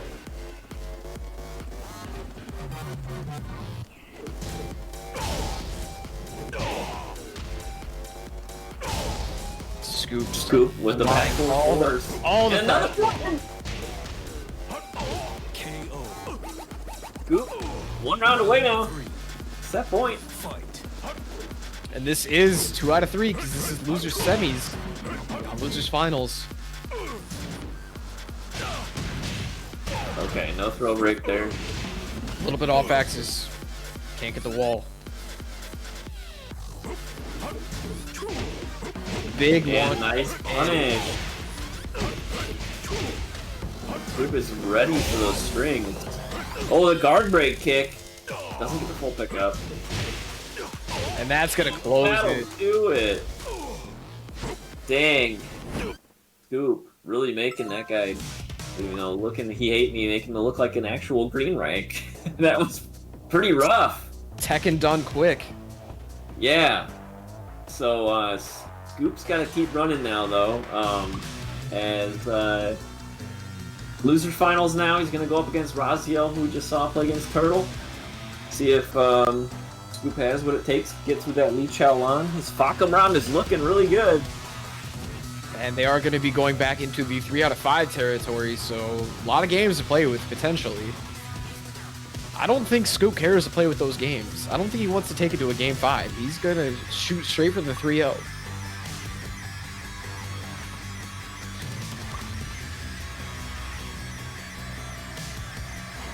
All right. Raziel. He's got the momentum on his side right now. He has actually he's not dropped a game this tournament because he was DQ'd into losers for being late. So he's technically not dropped a game yet. I feel like the DQ means you drop the game by technicality. I'm giving it to him that he has not dropped a game this turn. He's had to run it through losers. Say what you will, but if you don't show up to your set, that technically means you went 0-2 in your first set. To who did he lose to, though? To Barbooch. You asked! I mean, He lost to himself. He lost to poor time management.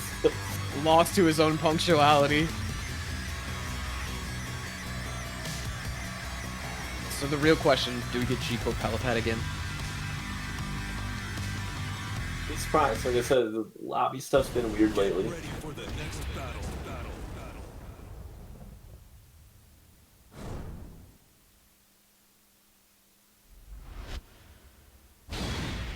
Nope, we get Last Day on Earth.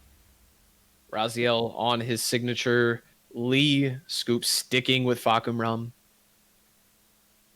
Yeah, and losers finals now is for first to 3. Scoop sticking this Fakam Ram, but he's also got a Nina and a Steve in the chamber if he so pleases.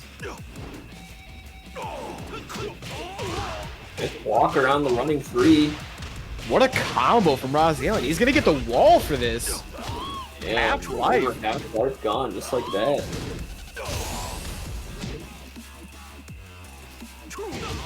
I love when Raziel does his sidestep gimmicks where he just immediately cancels. Looks so funny to me. Fight. Bonnie kicks.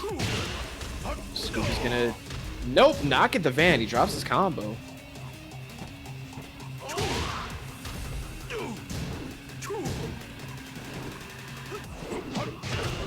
Raziel's getting Bad. Yeah, I think Raziel's getting too ambitious with the backflips off the wall. Yeah, he tried to anticipate Scoop's advance in, but nothing doing. But oh, nice punch! KO. And Raziel. Round 3. Fight.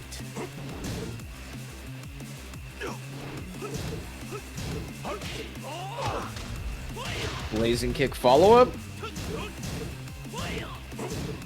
Armor not punished. Yeah, isn't able to reach.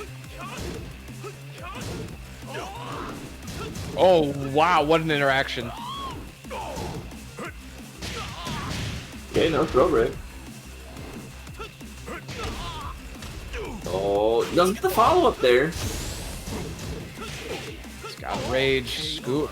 Ah, never mind. See, Scoop Now, has its Raziel comeback potential. Gives Scoop his loss. There we go. Raziel up the game.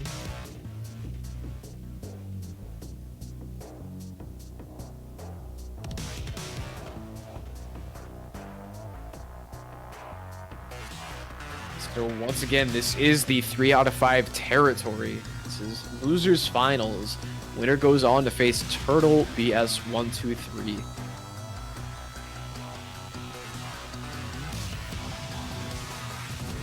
It seems that Raziel wasn't having much trouble with the Fakum ROMs, so I'm curious, are we going to see the switch? Do you think it's going to happen, or do you think Scoop is just going to stick with Fakum ROM because it's an online tournament? It's a good question because obviously, you know, they're playing for money now. Whoever loses this one isn't going to get shit, and the one who does win is actually going to get a nice chunk of change. So, is it, you know, is Fakum Ram his Get Serious character right now, or is the Nino or the Steve the Get Serious character we're about to see, I guess? Yeah, because you're right that the second place person is probably going to get somewhere around like $30-$35, which Yeah, you know, you could for buy a free some bracket. Yeah, you could buy some Portillos with that. buy yourself some Portillos, buy your partner some Portillos. You know, Get yourself a nice malt. get some brats for Memorial Day. Maybe throw a couple bucks to Combo Breaker's store because they have some cool merch. So it's going to the stick at the Fakum Ram, but going to Soup, going for the smallest stage. Round 1. Fight.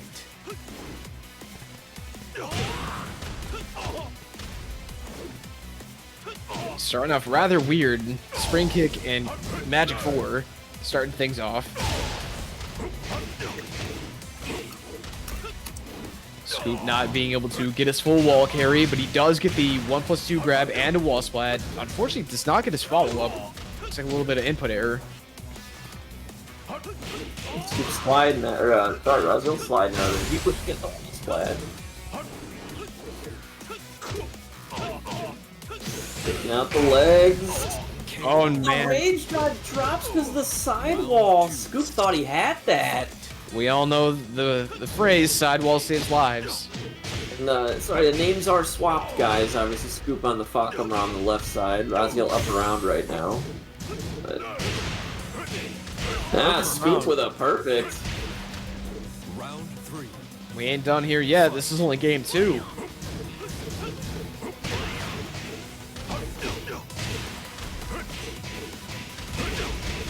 Scoop just barely getting that wall.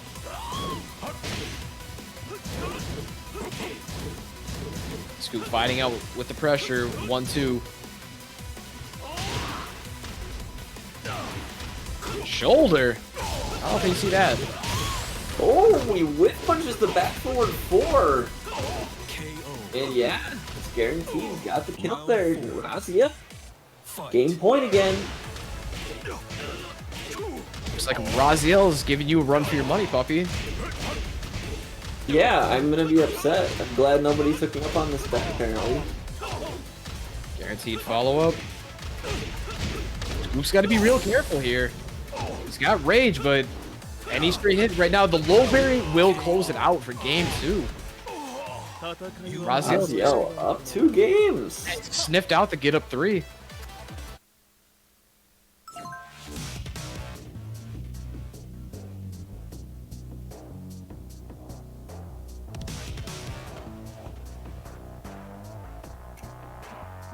So do we see now? Is now the time for I think we have to see a character swap now, you know? It looks like Raziel is having 0 issues with this Fakumram. Yes, there was that one round where Scoop got the perfect, but every other round didn't matter. Raziel was looking cool, posed, and comfortable.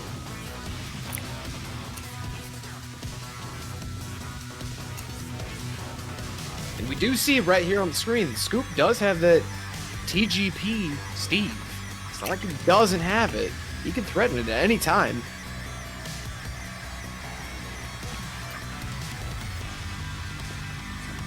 Yeah, the people who have known Scoop through, you know, every freaking Tekken obviously know him on the Nina. And the Steve also really strong. But, you know, against the Lee, what's the right answer, you know? Like you said, Raziel looks like he's got a bit of a read on the Fakumram. Seems pretty comfortable with it. You know, especially the spacing there, creating the whiff punishes. I'm curious, did we somehow get desynced?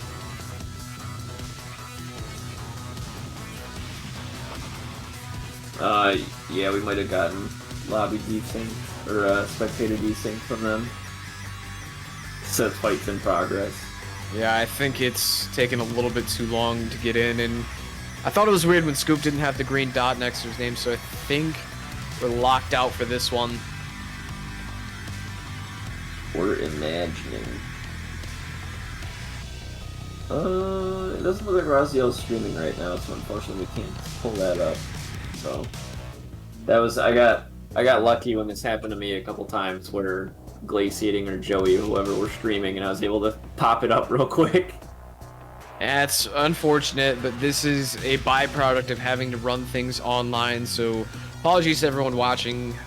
Maybe we'll see a 2-1 and be able to resync and catch the rest of the set.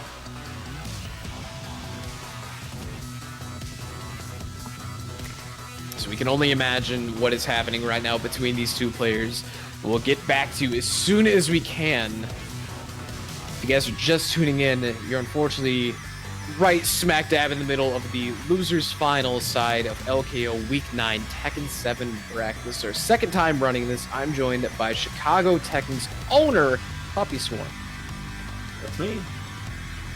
We're yeah, we got a bracket here. Like NC just mentioned, Scoop and Raziel are playing, unfortunately, a little tease thing there on our side, but Turtle with the Zafina sitting up in winners side grand finals waiting for the winner of this match.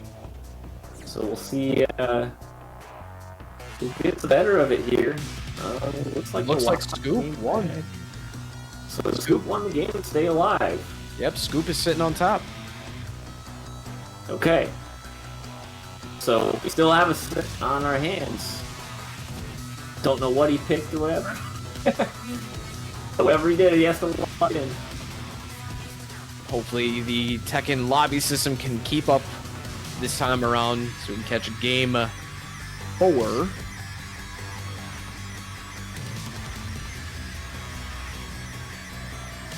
Once again, shout outs to all the guys watching at home. We appreciate you for tuning in. If you guys want to catch the other brackets, they're, I believe, finished up already. But we do have them all up on YouTube, usually by the Monday after the week. So you can go onto YouTube, type in Low Kick Esports. You can find all the playlists of every game right there. And we are syncing in. It's good news. Yeah, shout out to Low Kick. You guys have been running, you know, Tekken 7 every few weeks, but running some KI, some Skullgirls and stuff. It's fun. Yep, we try our best to include every single community that we can, even though it is straining on us, to be quite honest, because it's a lot of work. Resources. Yeah, it's tough.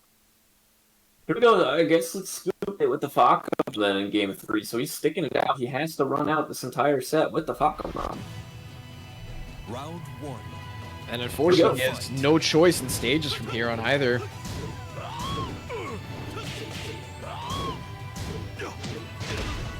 Let's see what kind of adjustments Scoop made in game 3. Let him take it. I hope drop combos was not part of it. Spacing from Raziel, not getting clipped by the back 4-4. Scoop fishing for it, gets punished. Again, good spacing and movement from Raziel to not get clipped by it. Fight. Blazing kick follow-up, guaranteed. Low kick just barely misses, but Raziel still gets a counter hit sweep.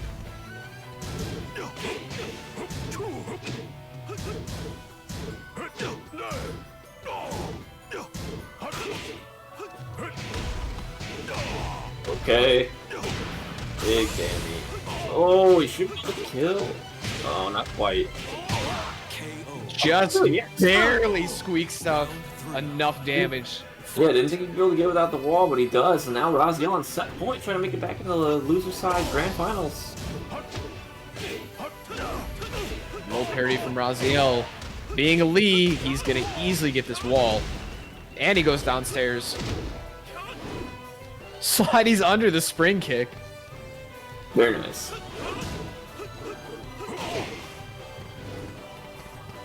Scoop's getting pushed against the ropes. Raziel's getting a big life lead. Guaranteed flip kick. One more hit will do it. Afterwards. Gets the pick up. He's got rage. This is gonna hurt.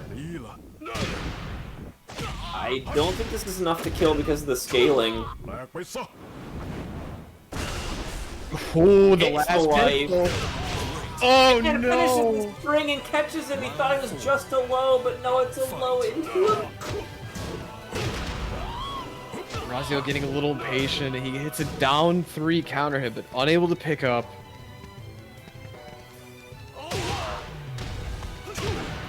Counter hit, Oh, man, man, for it. four. Nice duck. The punishment from Scoop. Not quite getting the wall. Again, the flip out. He's too ambitious with it. That was... He's trying to go for these reads, and it is hurting him. It cost him that round.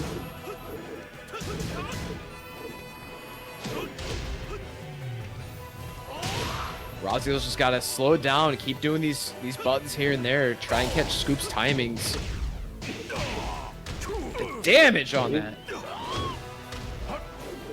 About even on life now. That was weird. Rolled under. Wall splat. Okay, one more chance for Scoop. And no, that'll do it. Raziel taking it 3-1 over Scoop. He'll get a chance at a run back now against Turtle, who put him into losers finals to begin with. And that was a 3-0 for Turtle's favor. So Raziel now has to reset a bracket against somebody who 3-0'd him on winner's side. This is very similar to what happened at our first tournament for Tekken, where Glaciating put Shadow into losers finals. Then Shadow brought it all the way back, did reset the bracket, and took the tournament. So maybe Raziel can carry that spirit from Shadow and do the same thing this week. Yeah, he's got to make the adjustments right. He's got to figure out what happened, and you can't let yourself get 3-0'd again. At the very least, Raziel's on the money. That's, I'd say, the important part here. He made it into the money. So at the, even if he loses, he can go buy that nice Portillo's or the Culvers. Yeah, with the holiday weekend, hopefully you having some extra time and a little bit of money in the pocket to enjoy. Gotta say, it's gonna be great having Monday off. I haven't had that Monday off from work in about 5 years. Yeah, I mean, I don't want to keep adding on to everybody's sadness, but normally Memorial Day would be the combo breaker post combo breaker rest day, but um, this year we're all get to just relax, as we have been for the last 10 weeks now. Speak for yourself. I'm an essential employee, so I've been going to work every single day for the past 10 weeks. Yeah, I mean, our office is empty, so I could go in if I wanted to. And I actually do from time to time, just once a week go into the office and work in the office. But it's different working from home. Not a big fan of it. I'm looking forward to actually be able to go in normally with everybody else there, not just a hollow, empty wall of cubicles. Speaking of all this, I hope everyone at home is staying safe. We are still in a terrible time in this point of history, and we all got to make sure that we stay safe because we got to have the meetup. When we come back for offline sets, that better be the most poppin' venue we've seen after this, the longest hiatus of FGC that I've ever seen. Probably will ever experience in my life. Yeah, let's hope. Oh god, I just commentators cursed it, didn't I? You just foretold, you foreshadowed COVID-20. Sorry.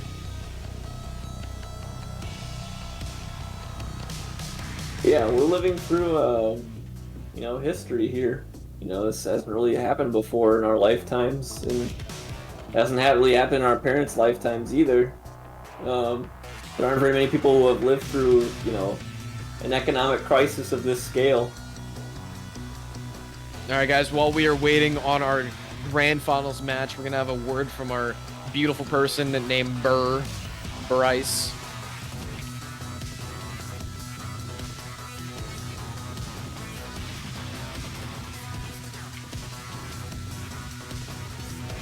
What is up, chat? It's your favorite stream operator, Bryce Burr, coming at you with these ad slides here real quick. First off, we have the Low Kick EX Saturdays podcast. These are done every week from Saturday at 5 p.m., formerly 10 a.m. However, it had to be changed due to a conflict with one of the hosts. These are a lot of fun and hang out and listen to the guys talk about everything that happens in fighting games. I think they mentioned some of the topics they were talking about earlier. However, I do not remember the specifics, but it might have been, Evo and rollback, because those are huge hot topics right now. And we have we have a donation page for the Low Kick staff. You can check that out. Because everything that goes here goes directly to staff. Goes to our TOs, our stream runners, everyone else involved in production here. I have a page here. Currently, we got $20 this week, and I can say from the bottom of my heart that actually means a whole lot. A lot of us are currently, not all of us are, like NT with essential positions as well. Some of us have lost our jobs and are filing for unemployment, and anything that you can help is super appreciated because we know it's hard for everyone right now. And anything you have in the world. Right, next slide, we have... Oh, speaking of rollback, I think this is the announcement for the first time for this stream, but the other streams might have talked about it already. Evo online games, next week for Low Kick.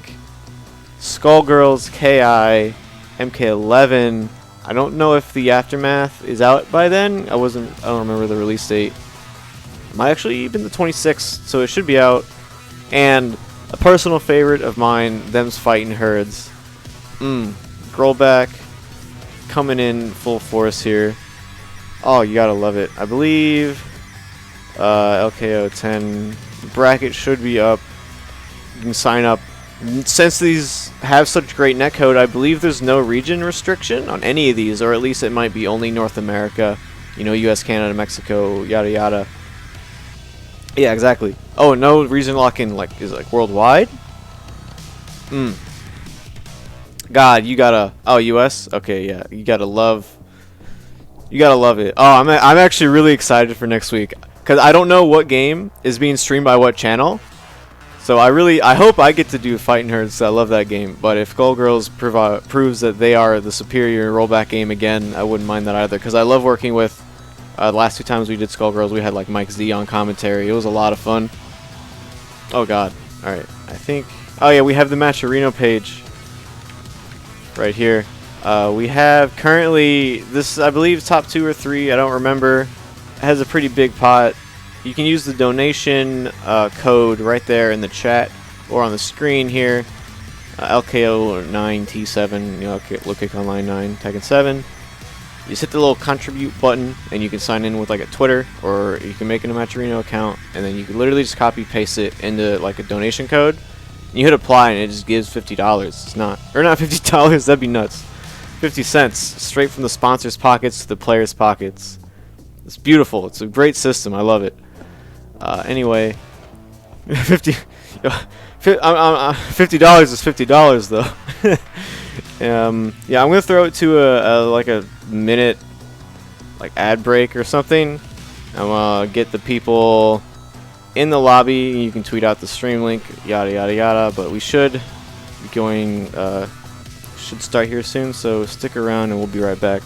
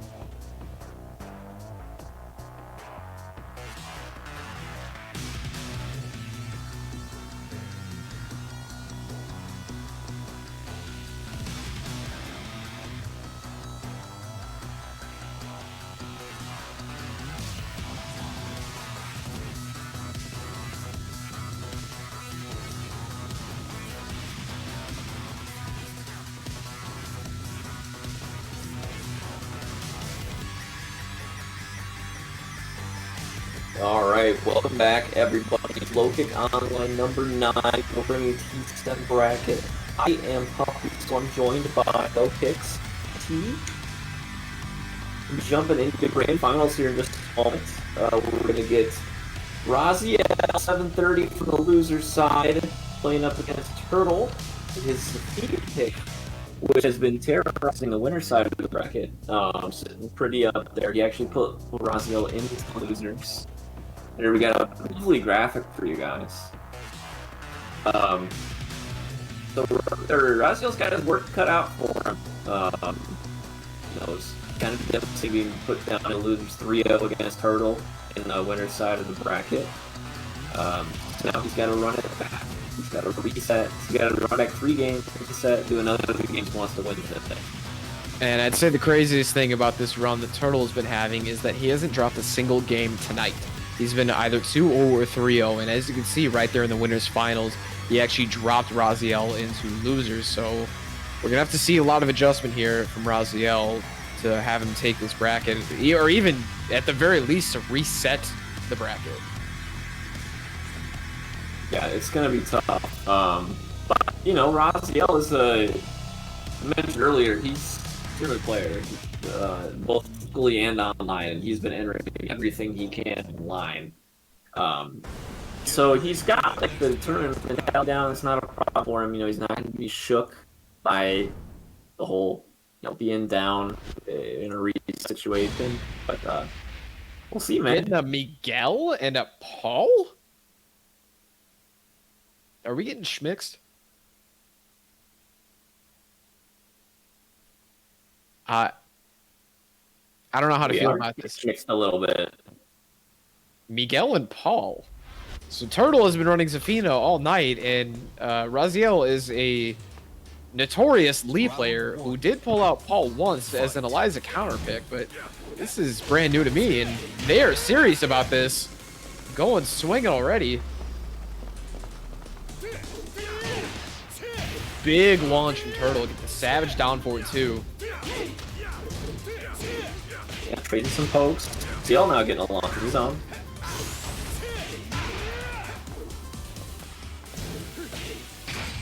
Oh, that's actually might not be dead, but it's gonna be real Might not close. get the wall. Yeah. KO. But, Oh okay. man, the Chop the Ukemi. elbow. Yeah, the Ukemi killed him. Fight. The tenacity from Turtle to go for that sweep after being interrupted once. Tries to go for the shredded kicks, but isn't able to get a full conversion off of it. Okay, punish that, yeah. They actually could have gotten a better punish. That back 4 is actually minus 14. But Turtle now getting around on the board. Fight. Another Yeah, you savage. definitely could have gotten a better punish, but if you connect the Savage down for 2, he'll take it. Wall bounce off the armor. Such a great adjustment for the awkward wall. Yeah, you try to get the stomp there afterwards, but the awkward wall, the off-axis didn't drop it, but holy cow, didn't even spend the rage and got over half his life off that. What And a duck from Turtle. Round 4. yeah, using the high crush properties there, nicely done.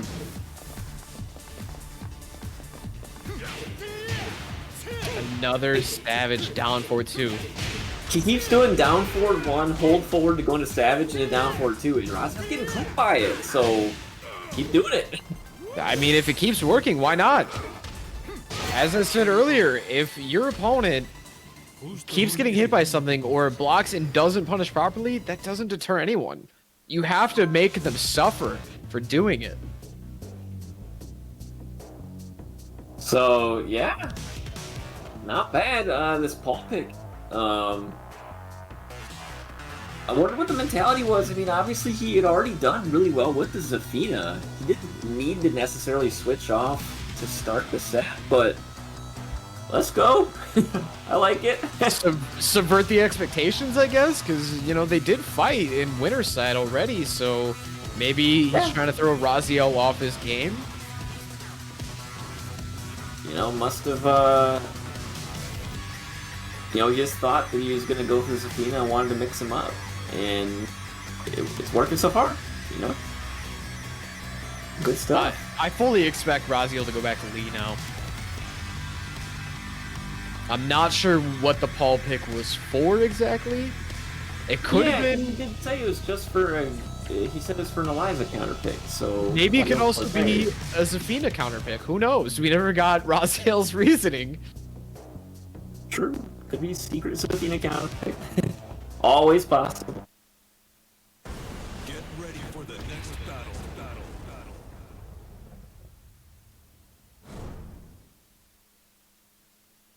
So let's see what we All get right. here. And I'm right. Go Back to Lee. We are going back to Duomo di Sirio.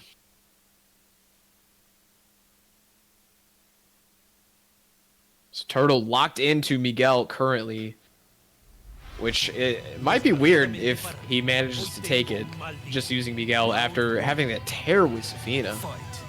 Fight.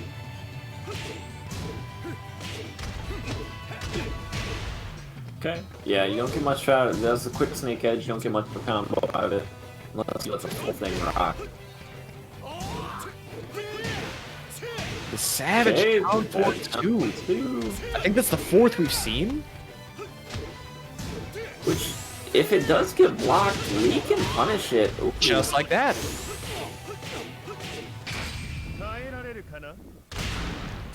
Should be enough to kill.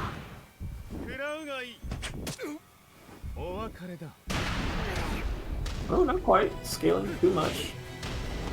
Okay, anti-air snake edge, excuse me? But Razio gets around. Anti-airs in my Tekken? Excuse me?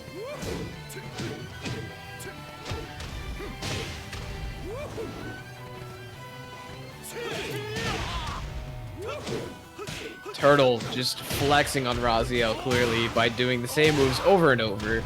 Specifically the woohoo kick.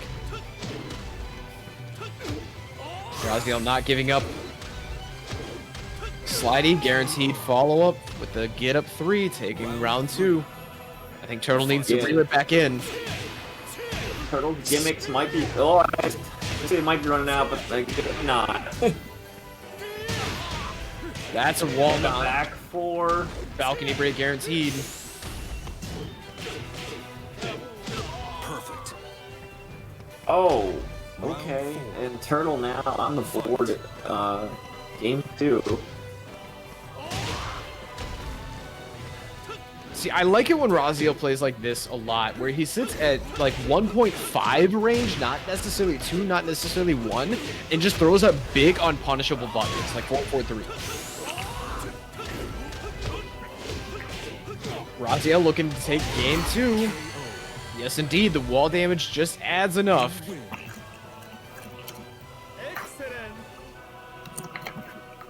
Now, I think Turtle's gonna go back to Zafina now. I think he had his fun game. Yeah. You mean that Savage down forward 2 trick worked a couple times, but you know, Razio's figuring him out now. That was, you know, it was kind of telegraphed after doing it a few times. It's not going to keep falling for the same shenanigans. But he might have just thrown off Razio's momentum enough with that pick. It might have been what he needed. So we'll see if he goes for Zafina or goes for something different.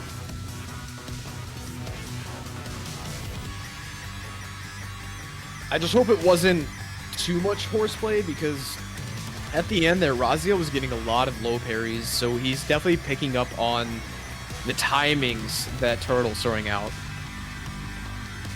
Yeah, Razio's generally really good at that anyway, right? He's really good with the low parries. He seems to be very active in buffering them in.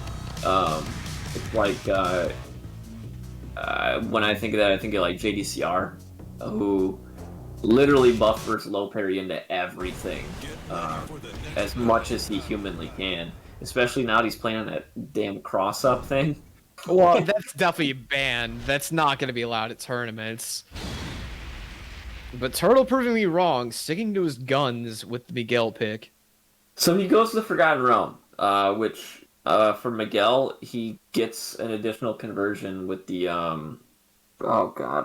the down forward 4-1+2, something like that. He does kick into the head bump, which converts into a full combo on the stage because the head bump puts them through the floor. I believe it's down 4, then 1+2.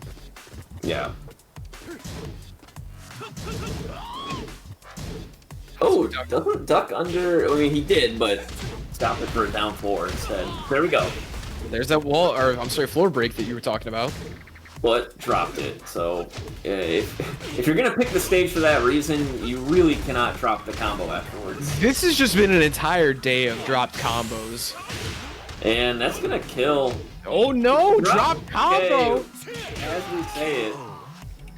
There's only one floor left though, and Razio's got the first round.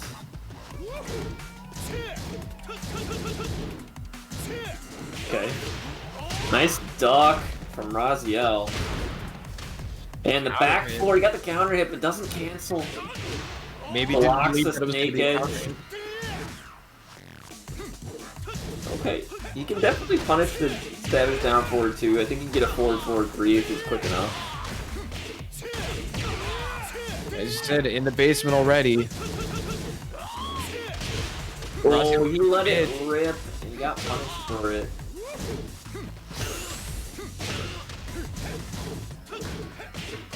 KO. Man, down 4-1-1. Round 3. Fight.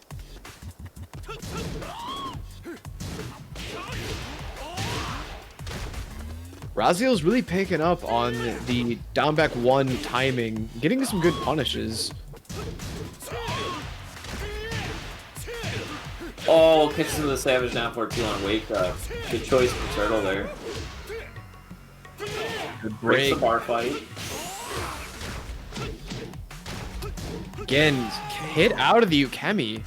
I wonder if Turtle is meaning to do those Ukemis or if he's just accidentally holding the direction. But Telefonazzo, this call is for you, sir.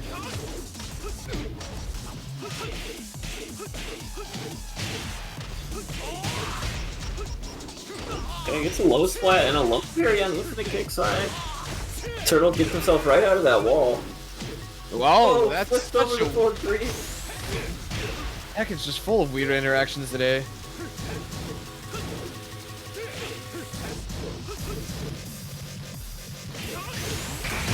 Oh, he's dead. Raziel will take the 3rd game here. I'm They're amazed. 1 away from resetting. Raziel ducked in his face twice for a full second, and Turtle didn't hit any button. Yeah. Gotta put the fear of God into his heart, the fear of the slide. A full crouch mix-up, it'll get you every time. If you don't want to take your turn, he will force you to guess. And, you know, we saw him guess incorrectly several times.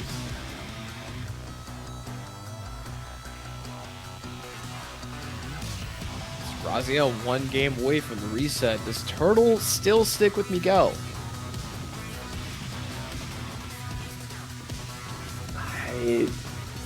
It's just not working out for him now. I think he should have cashed out when he could have, like we were saying last game. You know, that was the time to cash out.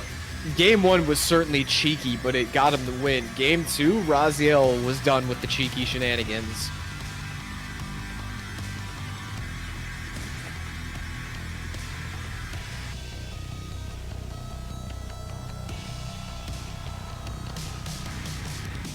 Let's see. I mean, I just don't understand it to begin with. Anyway, it's like we were saying, the Zafina worked out so well for him against Raziel specifically. So It was the 3-0. He really had no reason to switch off of Zafina. just stick with it. This is Maybe he's just trying to have fun with his one set that he's allowed to lose. Hard to say. But even if you swap characters, there's habits and characteristics that you're not going to be able to drop when you switch over. Even playing a different character, Raziel's going to pick up on some stuff, such as his movement and his timings. And the generic throw. Interesting. A nice duck. Another Raziel. one, Raziel also knows his matchup really well because he plays Swagmaster all the time. Round 2. Perfect for Raziel now. You can definitely see that Raziel is 100% warmed up, on fire, ready to go. We've seen him very consistently ducking where he needs to duck. Like, he knows this matchup.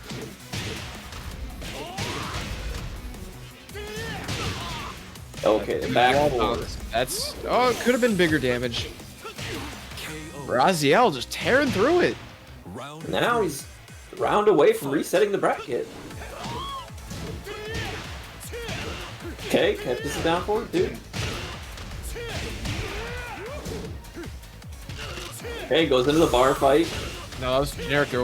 Or sorry, generic throw, yeah. One throw, I believe that one is. Round 4. It's been a while since I've seen generic throw. Oh, the back sway.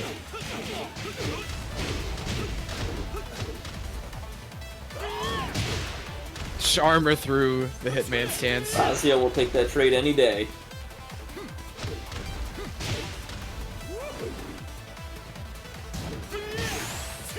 Savage Stance down forward Good round 2. for Turtle. Don't drop this. All right, Turtle staying alive. The key Still rounds, on reset point. the key rounds that Turtle's gotten have been due to Savage Stance down forward 2. That was not the punish on the slide, but still, Turtle with the life lead. Staying alive. Not looking good for Raziel. Okay, just go through down four to interrupt there, and Turtle gets the interruption there, and he actually gets the game. So we're going into the last game of this set. One more win for Turtle wins the tournament. One more win for Raziel resets the bracket. Turks, he is stuck with this Miguel though, so we'll see if Raziel does reset. It's a fresh bracket and fresh set, and anyone can do anything. But as stands right now, Turtle's trying to close out his Miguel.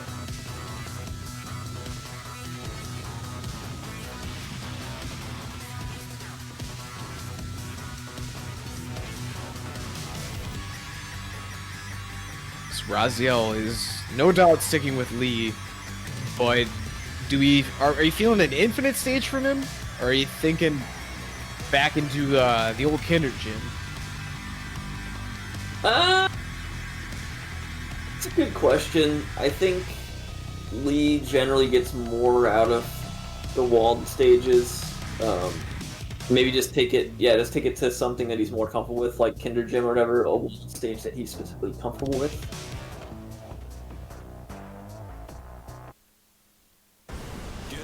We're gonna find our answer in about 5 seconds, ish.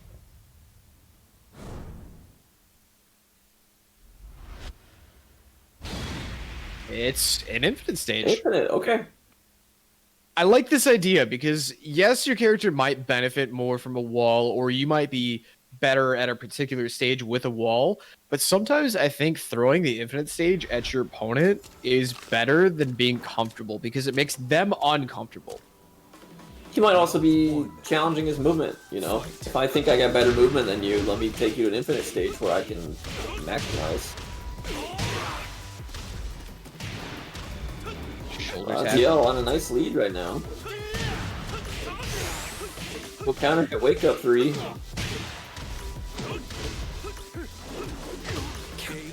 And this hop kick gets punished easily. It's a desperation hop kick for sure.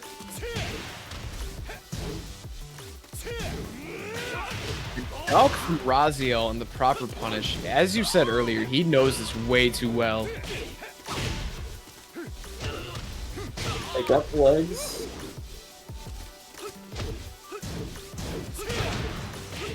Counter hit 4-4. Just barely putting Turtle into rage. Slide, not gonna kill. Oh, he tries to down back 1. Get out of here. Raziel now on reset point again. Every time. He's gotten punished every time. There it is, finally doing the mid mix up. Hop kick again. It got stuffed the first time. Who cares? Just do it again. Oh, got a tricky reset there, but it dropped it. So many drop combos, but Turtle finally getting the round closer that time. American resets. That was MTV, not American Turtle. resets. You.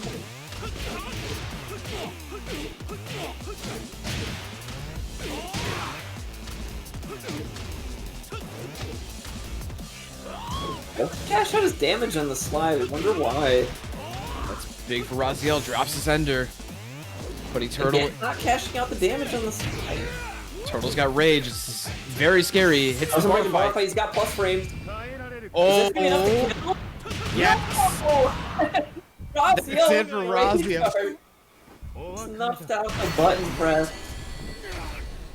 And Turtle could not do enough damage. Went for the low. So that's Raziel gonna be resetting the bracket. reset for Raziel. Brand new set coming at you hot.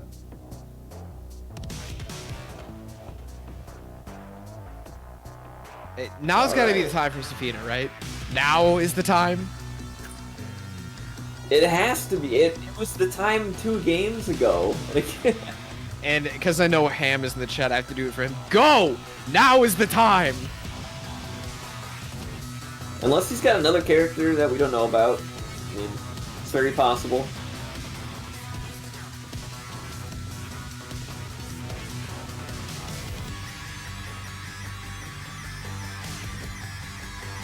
So we have a fresh set. Are we going to see another just random character pick from Turtle?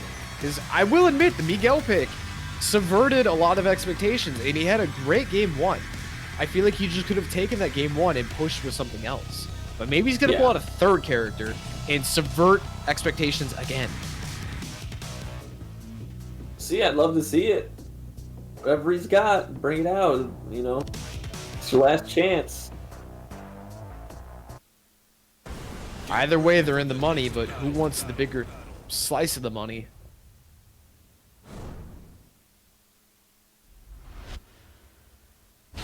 There it is. All right. And Rossi is back on Paul. Yeah, so apparently thinks Paul's good against Zafina as well, because he tried this in the first set, right? He picked Paul first, trying to catch the Zafina pick, it seems like, and now he did catch it successfully. So, and Howard Estate, a lot of damage to cash out here. Let's start this. Round 1. Fight. Starting with the counter hit. Nice block, get the wall split. Big damage.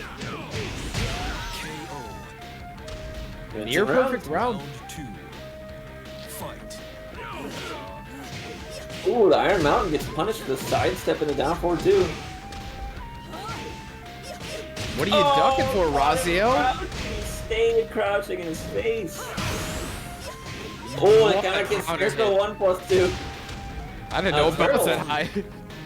Turtle claps back with a perfect.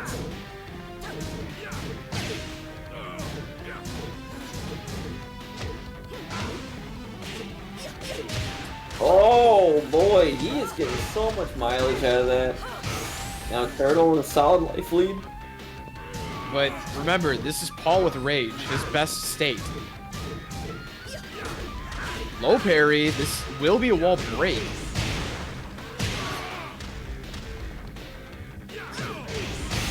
Oh, this is... He didn't cash out the Rage. Razio, what are you styling for? What are you styling? Oh, man. If he had dropped that round, I would have been so disappointed. He's a bit too far for the shoulder. He could have cashed out the blue death fist anything. As soon as he got the second wall break, he could have cashed with just a Rage Art cancel. Oh, yeah. He could have cashed out of the Rage Art at all. He didn't have to cancel it. Final round. But, alright, Turtle gets the round back.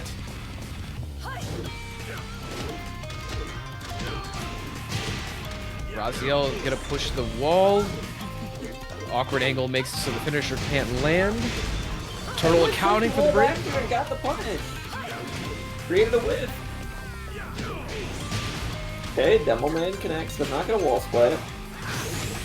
The Shredder kicks, drops his combo, but he hits the Iron Mountain, catching Turtle's timing to take game 1. Alright, Raziel up. The Paul pick worked against Zafina so far. Honestly, the only thing that I've really seen different is that he's applying low pressure a lot more by hitting the Demo Mans. Yeah, I mean, if they're not gonna go blocked, they're launch punishable for a reason, right? Like, they could get a huge payout if it hits. And if they're not gonna go blocked, use your chunkiest lows you possibly can.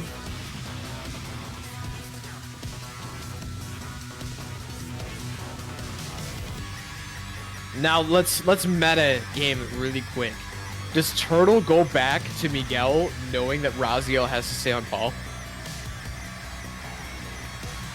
I don't think so, because then, even if he does get the game of Miguel, Raziel goes back to lead.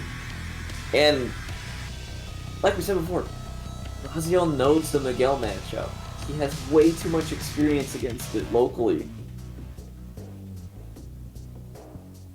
It's not the move. Get ready for the next battle. Let's see what it is. What'd he choose? Nope, you're right. Stuck with Zafina. But this time we're going to be on the jungle outpost.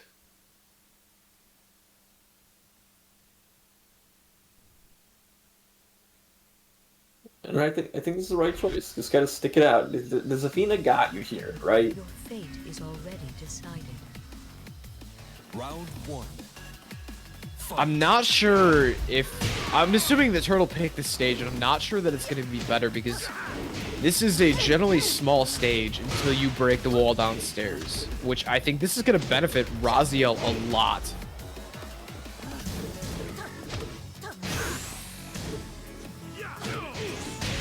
There it is, the demo man. Doesn't get the splat. Wow, he walked all the way Got around the him. block. He is able to turn around and block in time. And the turtle gets up and hits up for 1+2. Blocks the demo man, no punish. That's wall splat, big damage. Perfect. Round 3. Fight.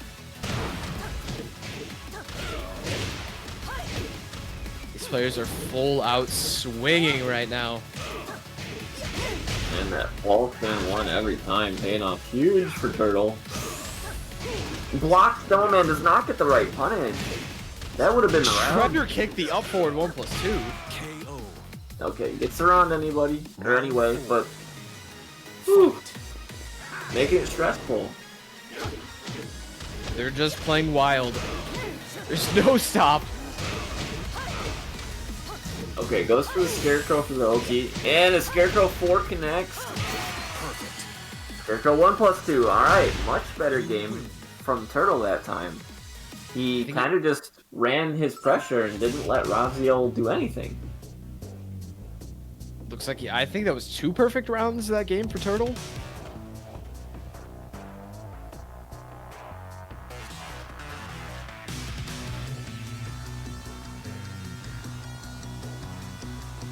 So yeah, sticking with the Zafina pick, it's working out for him.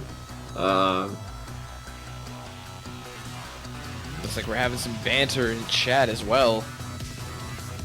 Raziel definitely upset about that blue death fist when he walked all the way around. I would have been upset about that too. I thought for He was able to turn sure. around and block. There must have been like a frame there, which that you chalk that up to online easily. Definitely. That would not happen offline.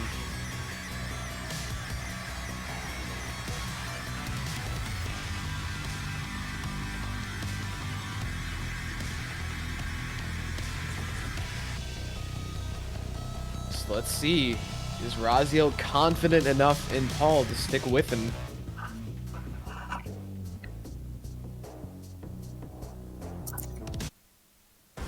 Get ready for the next battle.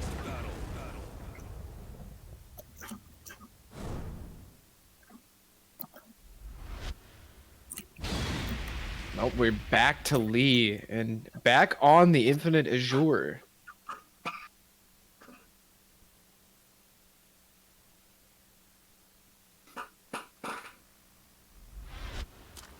Which it might have been a good choice against the Miguel, but Zafina has better movement than Lee. Nice low parry.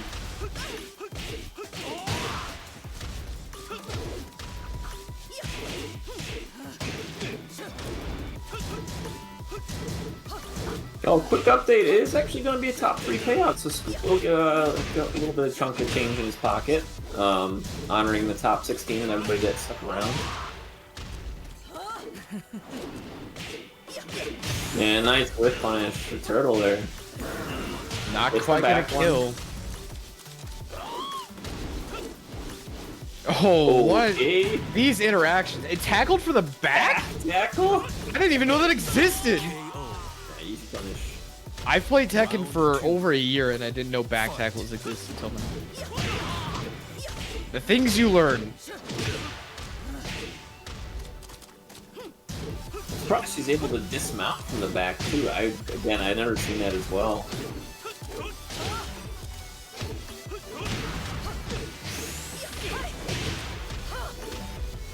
Turtle looking pretty strong. Raziel sticking on the ground for just a second, but gets counter hit by the get up Stand 3. Yeah, the get 3. Now it's Turtle. Game point. Nice duck from Turtle. The key charge, disrespectful. He's going for the setup. He's trying to go, you know, if Zafina has plenty of key charge counter hit setups.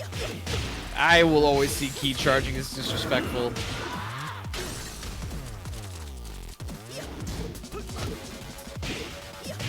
KO. Turtle taking game 3, going up 2-1. One more game will seal the tournament.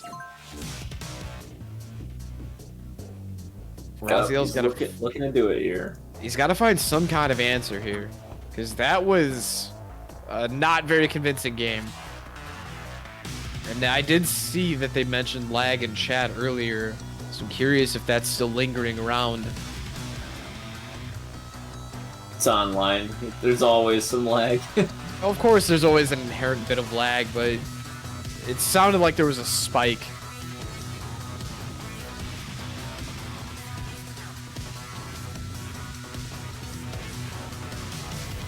Here we go. We only need one more. Does Zafina got him here? He's trying to finish it with Zafina.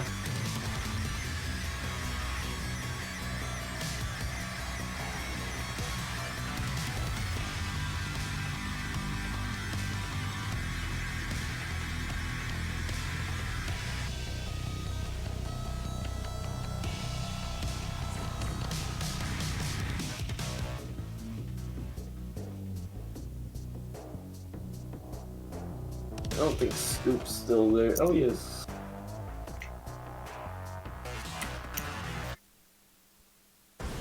Remind our competitors for top 3.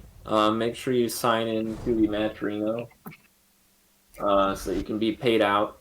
Everybody does have to be signed up and in there to be able to cash out the payout. All 3 of them have to be in there. Okay, Raziel switching it up, going for Josie. Okay. I'm curious if Raziel's not taking this as seriously, because there is some questioning as to where Turtle's from. Round 1. Because we are in a technical region lock to the Midwestern states.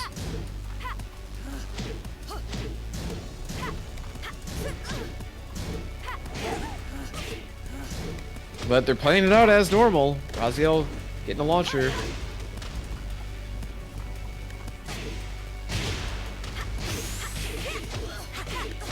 Raziel hits the wall.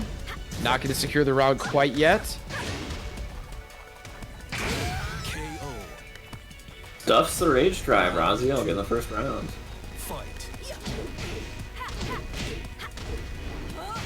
Ooh, doesn't get the tailspin. Gets punished.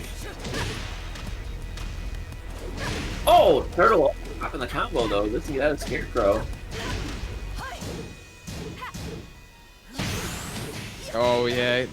You can definitely see it now. This is looking questionable. KO. Someone kicking the router. Round 3. Alright, Turtle. Tie up the round count. 2 away from taking the tournament.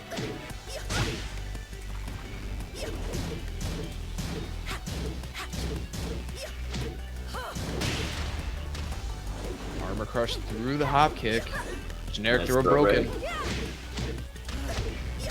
Okay, good pick up.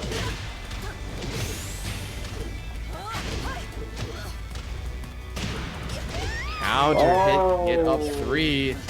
Turtle now on tournament points. Fight. Turtle mint point. Puppy. No.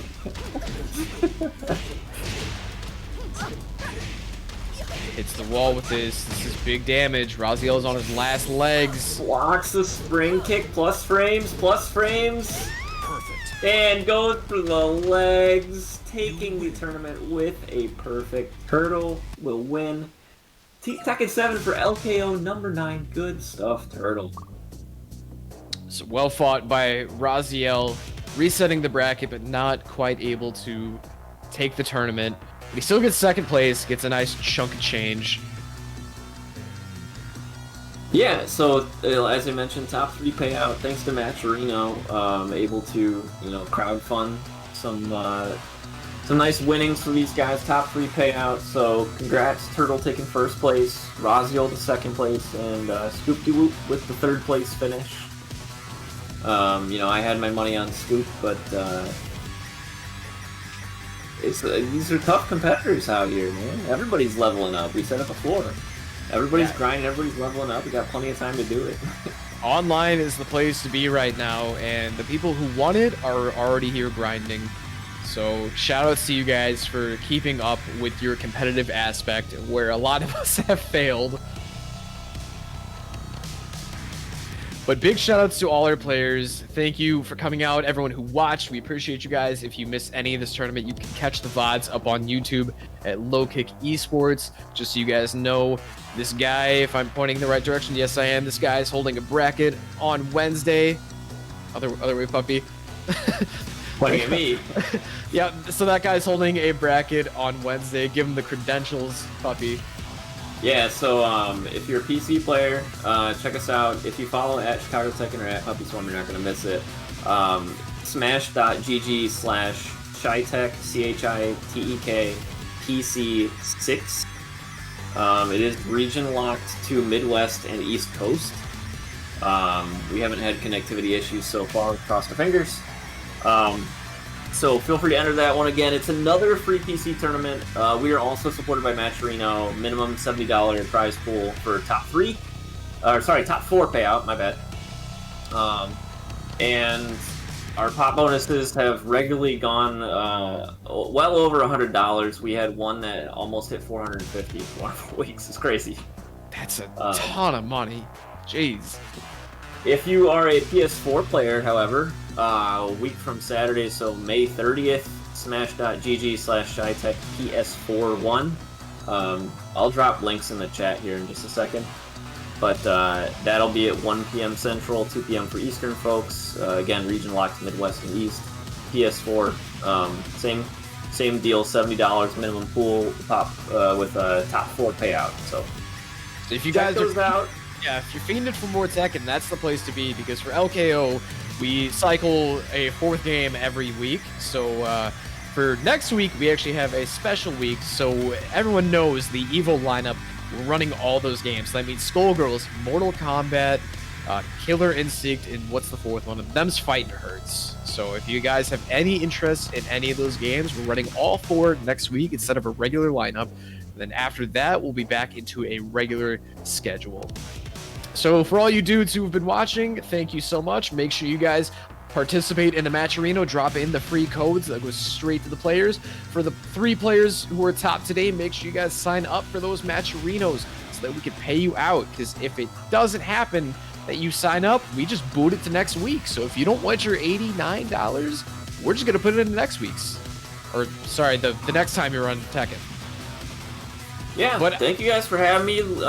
Thank you, Low Kick, for putting this on. Thank you, NT, for commentating with me. It's always a pleasure to work with you guys. I'm trying to keep down the regular Tekken, but when you guys host it, I'm always happy to help out. Doing great work, utilizing that Matcherino and everything. We love crowdsourcing our prize pool, so thank you, Low Kick. Thank you, NT. It's been great commenting with you, Puppy. And of course, guys, make sure to check out ChicagoTekken.com, snag all his merch, and check out his Twitter right below the Puppy Swarm. Also, check out mine right below, because, we do stuff online. But you guys have a great rest of your Friday. Check into the Combo Breaker retrospective, and you guys have a good rest of your day. Night. Good night, everybody.